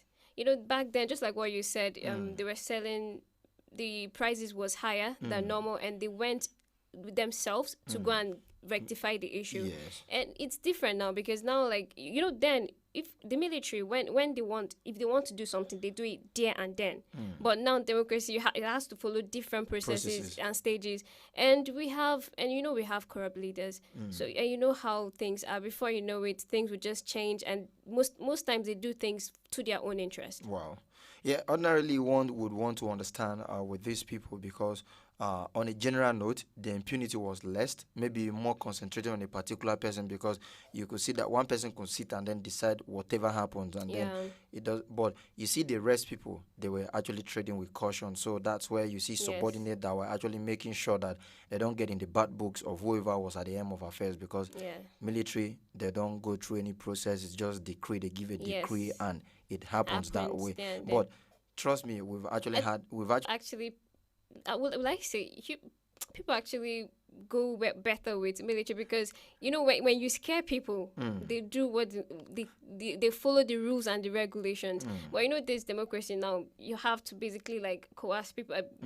People are more free to do whatever they want. Yes, you have right to do this, right to do that, and sometimes they get to do everything they want to do, because they know that at the end of the day, there might be no repercussions to that. Or even though if there are repercussions, it's going to take a process. Yes. And then there are so many processes that they can actually get into it and then see how they can swindle or maneuver the whole process. Yeah, due or to hijack corruption. the whole process. Yeah. Like you rightly pointed out. Like I was saying, one might really want to understand with them because of what we call the brazen impunity, because it was not really much then. I think if you can have impunity, it's just really with the orgas at the top, as we fondly call them in our Nigerian context. But the other subordinate, they don't really try their hands into that, because you know what it means if you happen to maybe provoke someone at the helm of affairs in the military regime. But people have actually told us, even in the study of government and governance in school, they will tell you the worst democratic setting is better than the best military rule. But Nigerians putting the reality on ground, like we went out this morning on the Vox Pop, we saw what the reaction of Nigerians were, and they felt they prefer the military. That's for the common man that really wants something to go well for them, even though because they feel those people that were being harassed, maybe like the freedom of press, it's okay, better practice these days than when it was then, because now you can actually criticize policies of the government to an extent, and you might not be too scared for your life. But then, whether the policy was good or not, once you are complaining, just know that you are ready to pay with your life. That was the ultimate price then. Apart from that, I want us to take a look at the presidential speech, our address this morning, because the president, our darling president, actually addressed the nation this morning. And there were some key things he talked about. He talked about the 2020 celebration of democracy, day marking 21 years of uninterrupted civil administration in our dear country, and it provides us an opportunity to reflect on our journey as a nation and our achievement and struggles. And it is a day to honor our founding fathers who toiled to establish our republic, and every Nigerian who has worked tirelessly to sustain it. We did a whole lot to that effect yesterday on the Patriot, when we talk about the likes of Chief Enaharo, that actually made move to see that we gain our independence, and several other people that played part. Some people that actually paid with their lives, the likes of Ken Saro-Wiwa, the likes of Dele Giwa, that actually used the press as an instrument to drive home some demands of the people and the plight of the people. Then we also, the speech actually, the keynote 3 actually talked about celebrating this year's democracy despite the COVID-19 pandemic which afflict our nation and the whole world, and then making it a very difficult time for everyone, especially those who have lost loved ones to the virus and those whose sources of livelihood have been severely constrained by the stringent measures the government introduced at every level of government to contain the virus and save lives. The dedication of our health and other essential services staff towards containing this virus is a testament of our courage and resilience as a people and as a great nation. And the president used the opportunity to say thank you to everybody for their services. And then he also tasked us that sustaining the democracy has to be our collective struggle as a people if we really want the democracy to grow.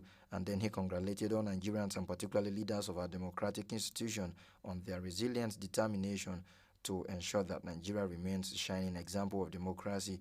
And then in 2019 Democracy Day address, he said he promised to frontally address the nation's daunting challenges, especially insecurity, economy, and corruption.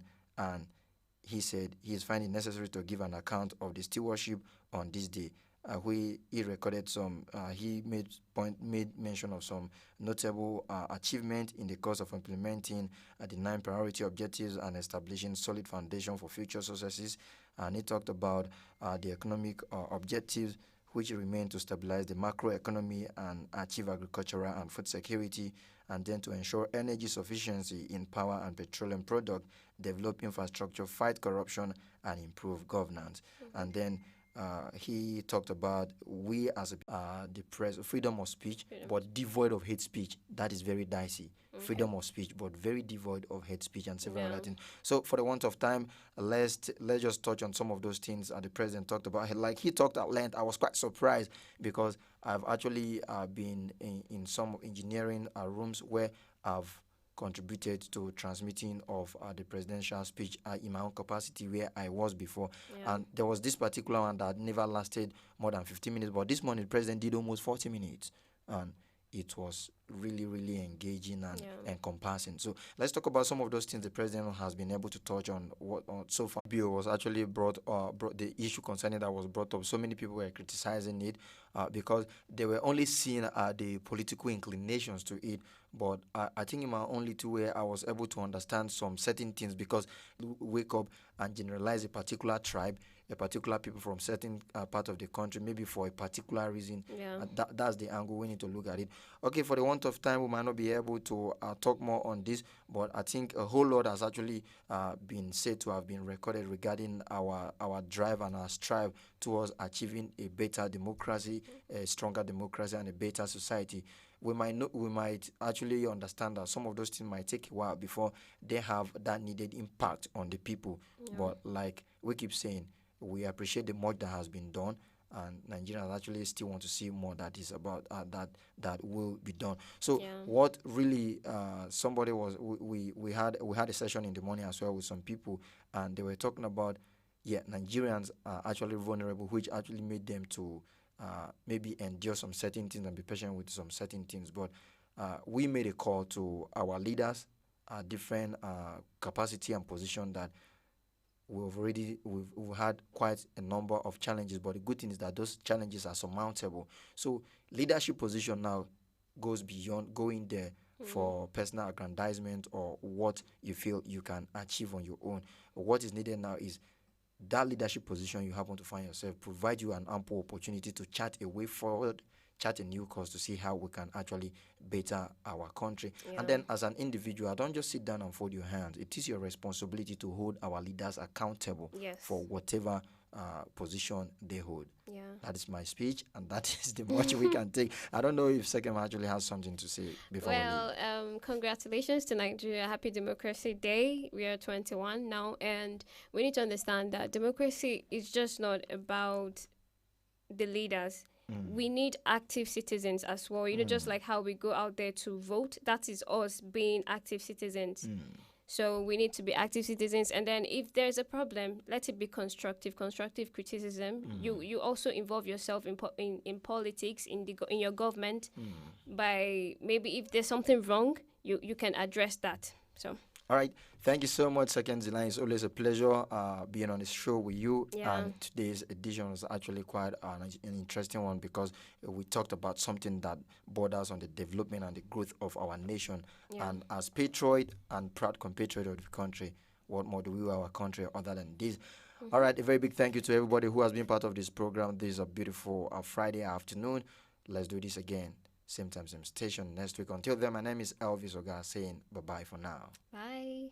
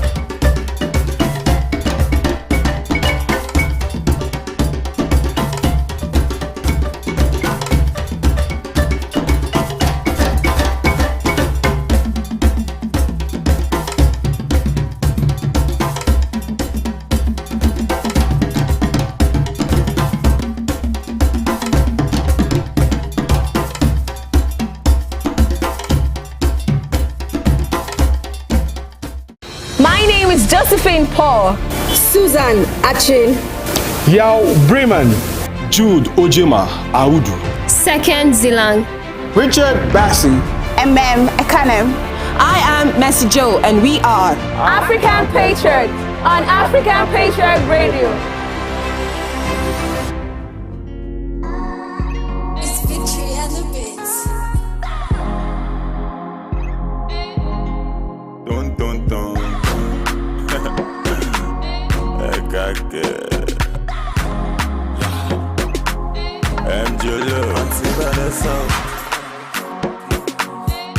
When I think I'll leave you answer. What the volume that's why we get to Allah. Not until I met Fatima. My baby girl, she the answer. My baby give me assurance. Hey, we zero wahala. Not until I met Fatima. My baby girl, she the answer. My baby give me assurance. Hey, we zero wahala. She the boss my brain like. Yeah.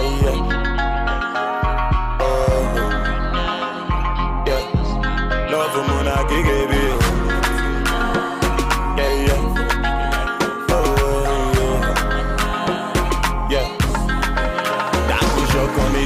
Yeah.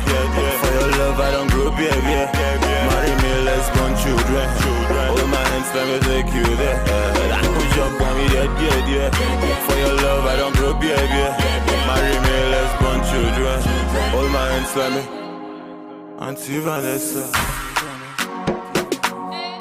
When I think I'll leave you answer.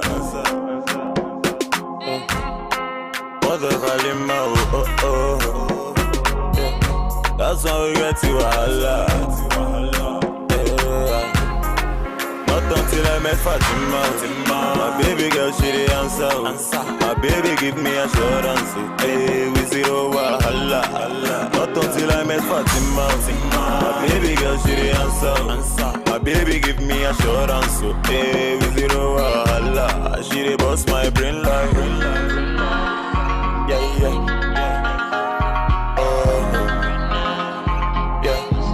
Love for Mona Gigi.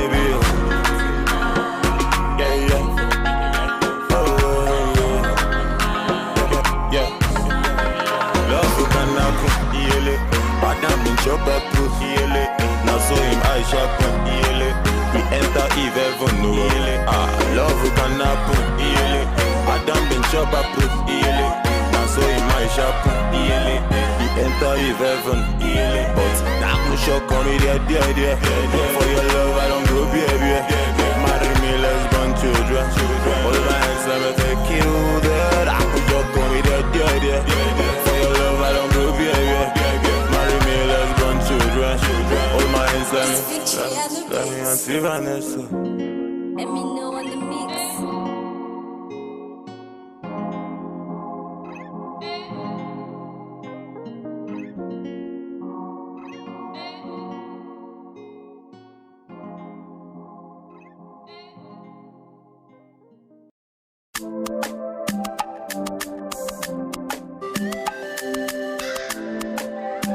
Alexis Media.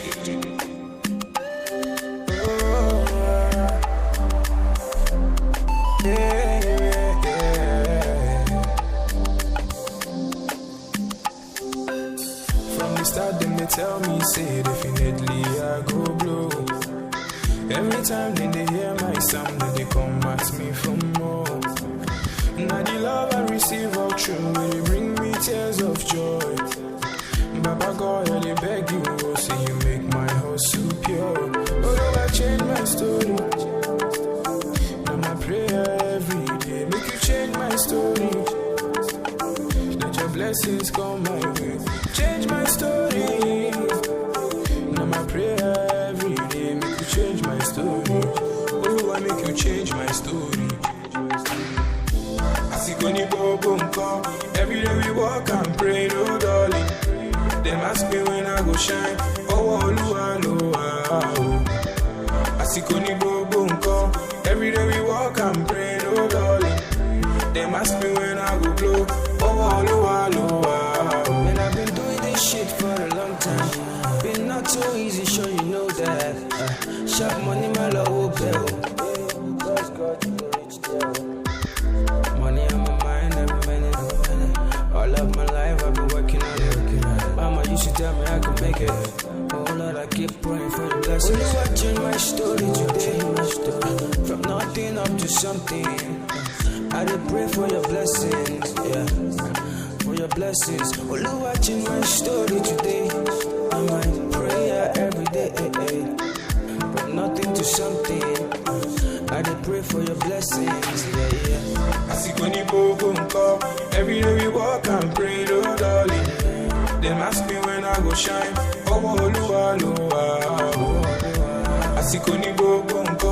Every day we walk and pray, no darling. Them ask me when I go blow. Oh, you watching my story today. Right now I dey hear my sound. Oh, do I change my story today? From nothing to something. I see Guni Bobonko. Every day we walk and pray, no darling. Them ask me when I go shine. Oh, I see Guni Bobonko. Every day and night, them ask me when I go blow.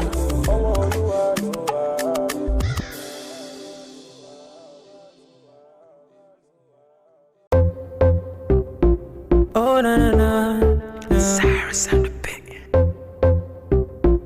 Oh na na na, Fuego. Don't you ever leave me for the paper. She said my success is the payback. You be the sauce, you be the flavor. I no go ever use your playboy. If you give me love, I no go run away. And every other day go be like holiday. Maybe scatter body or you wanna waste. The way you hypnotize be like I crazy. You know say body no be firewood. Come make I show you up for my hood. You know say body no be firewood. Come make I show you up, yeah. You be my rhythm and blues. I fit to make you my muse. Linda AKG for the news. Ovia baby for the groove, yeah. You be my rhythm and blues. I fit to make you my muse. Linda AKG for the news. Ovia baby for the groove. Oh yeah. Oh baby give me your all the loving, all the loving. Ooh, my baby say yeah, oh yeah. Oh baby, give me all the loving. Oh baby, give me all the loving. Ooh. Try to put the Gucci on the plate. My baby, give it to me, it's getting late. My baby, give it to me, you know, say waiting, you got it, baby, you know, say you get it, wait. Baby, give me love, oh, yeah. Baby, give me trust, oh. Baby, give me love, oh, yeah. Baby, give me trust. I no go lie, what I'm feeling inside. You make a nigga wanna turn upside down. The way you roll, the way you shake. Come on, me baby girl, yeah, give me brain. You be my rhythm and blues. Happy to make you my muse. Yeah, yeah. In a KG for the news. Oh, be a baby for the groove. You be my rhythm and blues. Happy to make you my muse. In a KG for the news. Oh, be a baby for the groove. Oh, yeah. Oh, baby, give me all the loving. Oh, baby, give me all the loving. Na na na. My baby say yeah, oh, yeah. Oh, baby, give me all the loving. Oh, baby, give me all the loving. Na na na.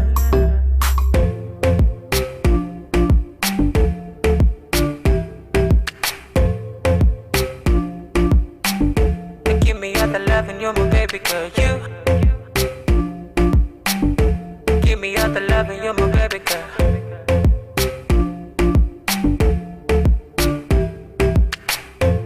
Don't you ever let me go. Don't you ever let me go, no. Don't you ever let me go. O-V-I.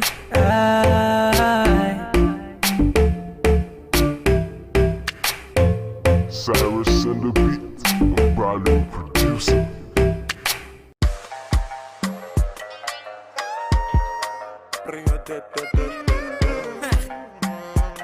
Double pro. I beg you carry shoulder up, oh baby. I beg you show them this younger, oh baby. Dance and break all of your waist, oh baby. Until they allow it to, oh baby.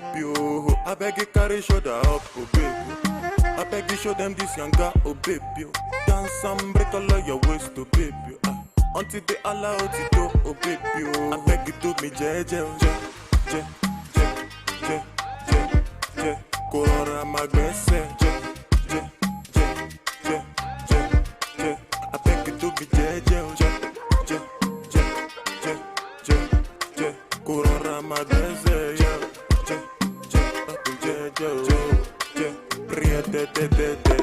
Have you thought about my proposal and the life I want for you? I beg you, baby, make you come closer when I'm singing this song for you. This love song got me stay up all night, cause I'm tryna compose for you. The last time that you say you won't go, girl, you broke my heart into two. Just call me baby, I'll call you boo. You want me so bad, I want you too. My number is 08042. I'm only one call away from you. I beg you to be je. Corona magbese, je. I beg you to be je. Corona magbese,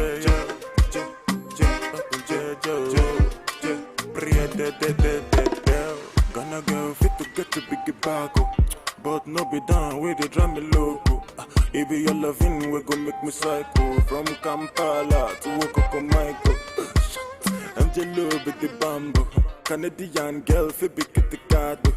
If you're loving, we go do the train. Oh, anytime I sing, go she not to do for biz. Get, and you be a minado. Now you the rise my temperature go. San Francisco, I sing you dope like Jimmy Jatto.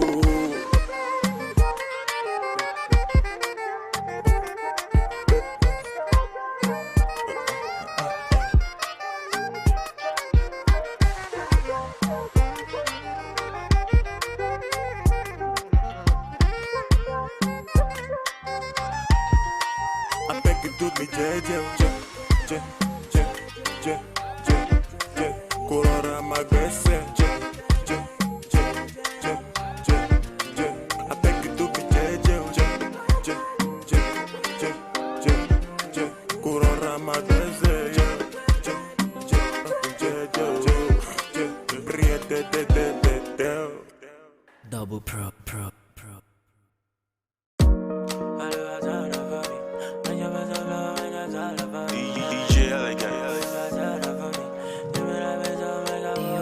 She move my day bed, don't need. Oh yeah, everybody get their own story. Kira kita odola la yeah. If you're making that dough, you know me shalaye. Ozu go pay muragba lagbade. No one mamu body check out your shit. If you think it, you can make it. Enter studio and start to make it. Omo, I believe and then I made it.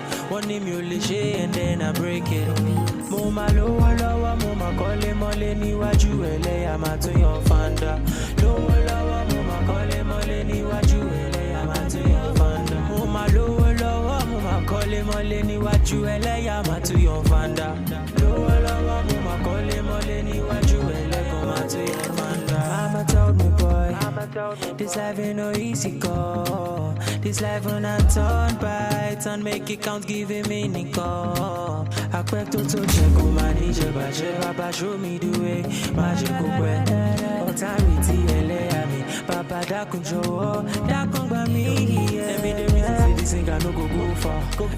Tell me the reason I no get back. It show you I know the reason I'm look at. See for your eyes, see my nigga I go blow pa.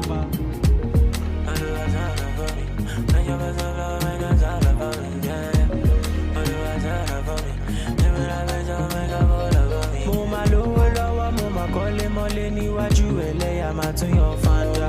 Lowa lowa, mama kole mole ni waju ele amatu yon fanda. Mama lowa lowa, mama kole mole ni waju ele amatu yon fanda. Lowa lowa, mama kole mole ni waju ele amatu yon fanda. I remain your extraordinary DJ Elegant. Let's go. Now so may all and all our prayers be answered. The vision is right. Let's go. Now so.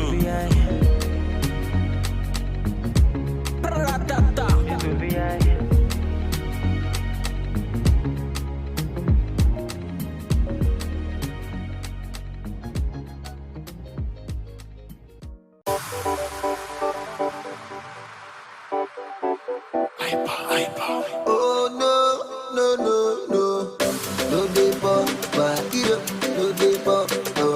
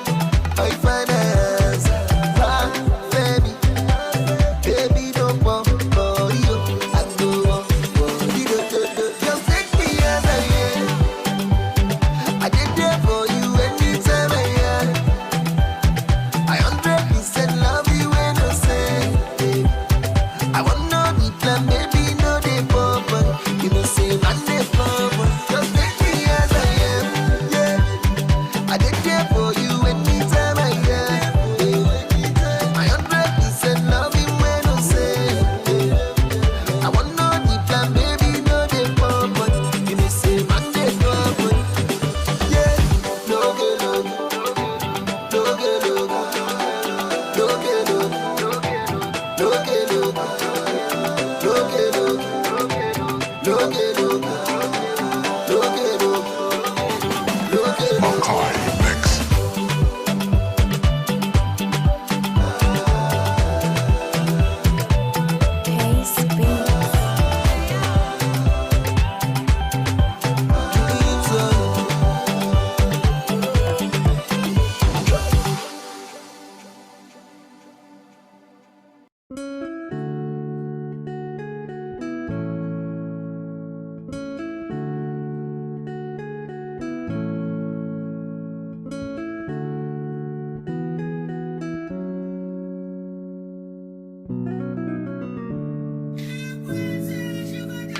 many hours for my life, wallahi.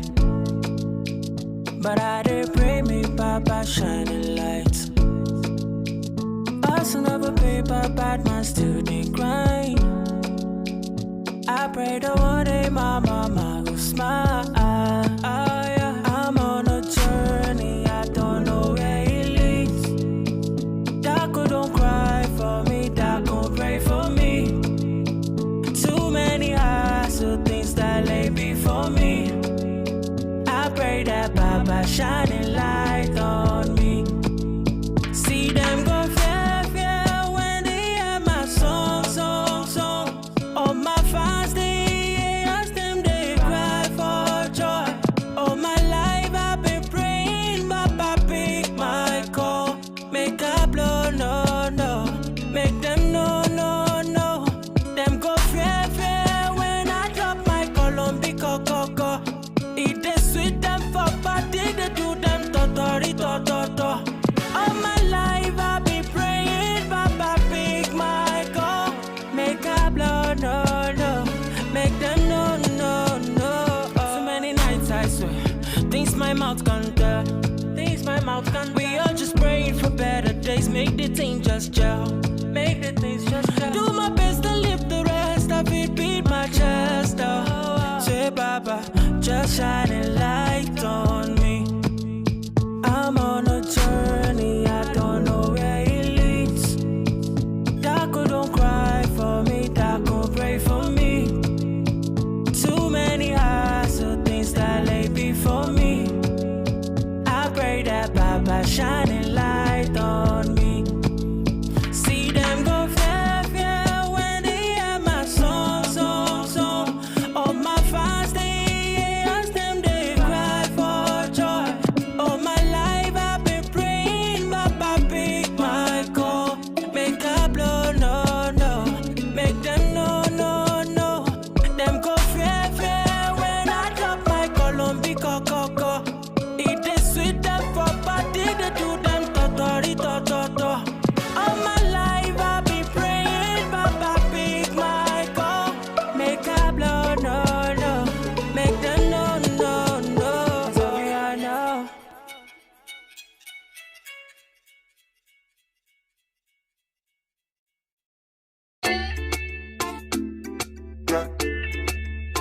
Is Angelo? I'll be already know. Life na jungle, Paddy, you need to struggle, Show you one collect all the bundle, oh yeah. Life na jungle, Paddy, you need to hustle, If you want jump, so they bubble, oh yeah. Reggae baby, yo. I land to you, they make men go crazy, yo. They say you find the pass it a rego, maybe, yo. Oh, yeah. Reggae baby, yo. I land to you, they make men go crazy, yo. They say you find the pass it a rego, maybe, yo. When the beautiful ones are not yet born. Go shout, yo. And it's your birthday. Go shout, yo. Oh, yeah. Good morning, afternoon, depending on which time or evening. I hope say this little piece of advice I've got get meaning to those who been they feel solo. Based on their baby, you are all on your own. Now you pray to the ceiling. I know the situation of the country right now, no funny. You know go even feel wash your clothes, make you big money. I know say you go like to right your wrongs, but there's no penny. Meanwhile, you go how do you see that on my wife? Still on it, but based on this fact, you say you won't give up, Puna, you fit give up. If it rise, not great drop. But based on this advice, you say, make I shut up. I go shut up. One more line, then I lock up. What? Waiting, man, do. Life done, they do hard for man, do. You guys find a way to survive, too. Another value, do. Waiting, man, do. Life done, they do hard for man, do. You guys find a way to survive, too. Another value, do for man, do. Life na jungle, body, you need to struggle. Sure you want collect all the bundle. Oh, yeah. Life na jungle, body, you need to hustle. If you want jump, so they bubble. Oh, yeah. Reggae baby, yo. I land to you, they make men go crazy, yo. They say you find a pass it a rego, maybe, yo. Oh, yeah. Reggae baby, yo. I land to you, they make men go crazy, yo. They say you find a pass it a rego, maybe, yo. When the beautiful ones are not yet to born. Go shout you, and it's your birthday. Go shout you, oh yeah. Baby, your back with the cozy, I go slow. They made bad man one time, see a zone two. Show me your back, make us spend all the money. Now man they walk, now babu they chop and oh my lordy, Ninja situation ready. Boys just they grind on the steady. All I want ask is just one more question. Waiting, man, do. Life done, they do hard for man, do. You guys find a way to survive, too. Another value waiting for man. Waiting, man, do. Life done, they do hard for man, do. You guys find a way to survive, too. Another value waiting for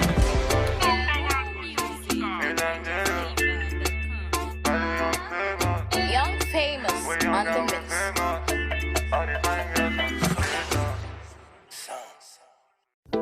I don't want to rule or conquer anyone. I should like to help everyone if possible. Jew, Gentile, black man, white. We all want to help one another. Human beings are like that. We want to live by each other's happiness, not by each other's misery. We don't want to hate and despise one another. In this world there's room for everyone, and the good earth is rich and can provide for everyone. The way of life can be free and beautiful.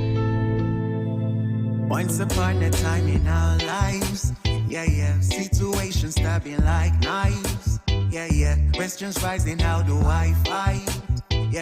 That is not for you and me. Leave everything to the king. You need to feel nice. Painful feeling means you're alive. Ain't no dead man feeling likewise. Thanks and praises to the king. After suffering comes relief. Life is hard and I can understand. Things we see sometimes don't match up to what we deserve. Not the same thing. Everywhere you live, you smile, you love. Hate is ugly, shouldn't be when you're the one involved. You were beautiful in every way. Sun or rain, you have me any day. Price for joy, you name it, I will pay. I will never trade you for no one in any way. They see bearing in you, I see babies. Had to love you all that I embrace. You were star, no one can take your place. I will never trade you for no one on any day. Doesn't feel right. How they do me bad but flex like. They cheat me but still they leave large.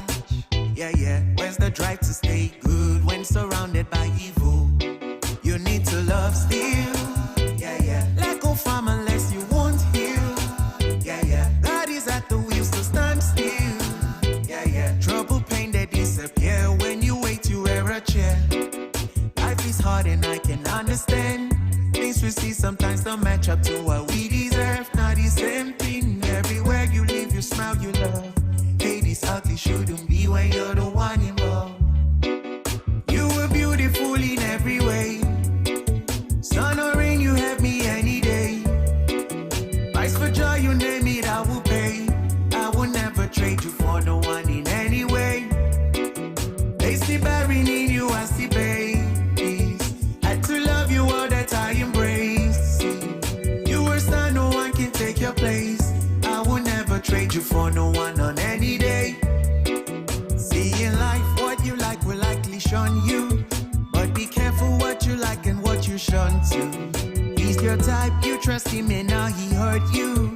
Or the other loved you but he wasn't for you. And it's unwise, yeah, yeah.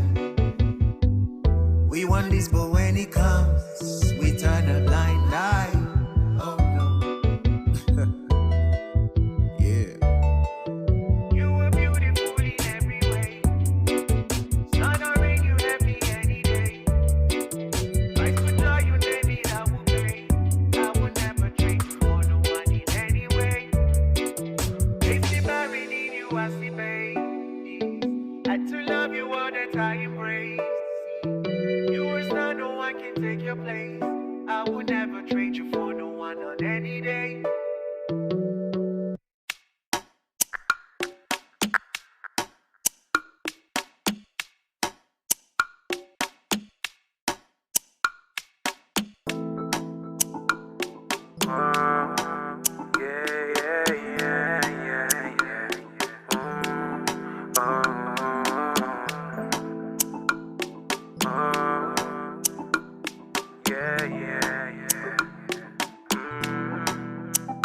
Baby, let me take you there.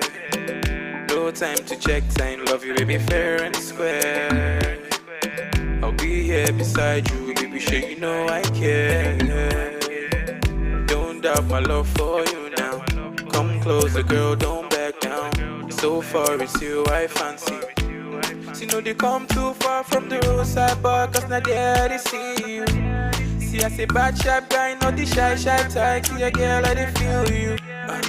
Connect with me now, baby, let's go crazy. Cause I know, say you go be my number one. Baby girl, I tell you. Biggie, heavy. Baby, turn up, go down, don't stop, go steady. International, one chief rocker. Baby, go down, cause you're the one showstopper, yeah. Biggie, heavy. Baby, turn up, go down, don't stop, go steady. International, one chief rocker. Baby, go down, cause you're the one showstopper, yeah. Everybody, they call me the Farmer. As them see your face from afar, them they call me the Farmer. Yeah, as you find like that, my mama go, they call me the Farmer. See my guy for the hood, they tell me, oh Benny, I say you be Farmer. Yeah. See, I say you be, yeah. Baby girl, take your time. Say the one thing with me, girl, me, I know they ask 2 times. But that doesn't mean that I don't want you to be mine.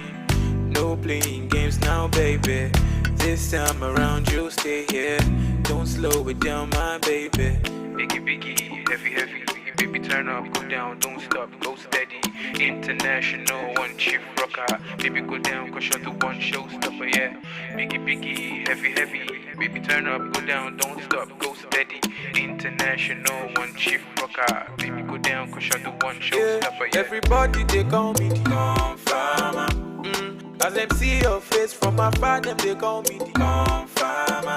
Yeah, as you find like that, my mama go, they call me the Farmer. See my guy for the hoodie, they tell me, oh Benny, I say you be Farmer. See, I say you be, yeah. Everybody, they call me the Farmer. As them see your face from afar, them they call me the Farmer. Yeah, as you find like that, my mama go, they call me the Farmer. See my guy for the hoodie, they tell me, oh Benny, I say you be Farmer. See, I say you be, yeah. Biggie, heavy. Baby, turn up, go down, don't stop, go steady. International, one chief rocker. Baby, go down, cause you're the one showstopper, yeah. Biggie, heavy.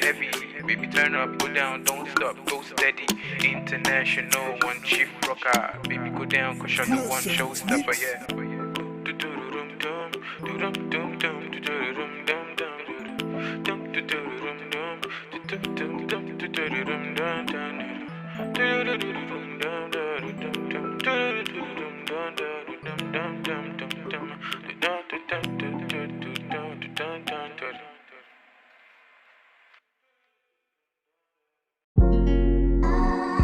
It's Victory and the Bits. Dun.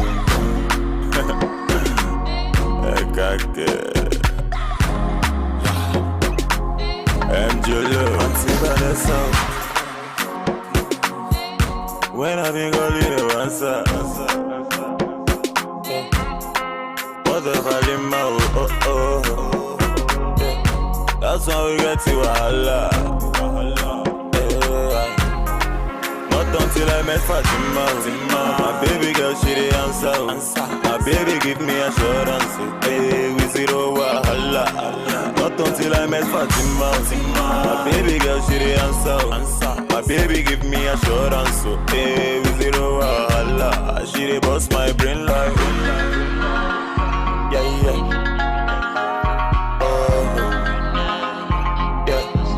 Love moon, I give you. Yeah, yeah. Yeah. That push up on me, yeah. For your love, I don't grow, yeah. Marry me, let's born children. Hold my hands, let me take you there. That push up on me, yeah. For your love, I don't grow, yeah. Marry me, let's born children. Hold my hands, let me. Auntie Vanessa. When I been calling you answer. What the hell in my That's why we get to Allah. Not until I met Fatima. My baby girl, she the answer. My baby give me assurance. Hey, we zero wahala. Not until I met Fatima. My baby girl, she the answer. My baby give me assurance.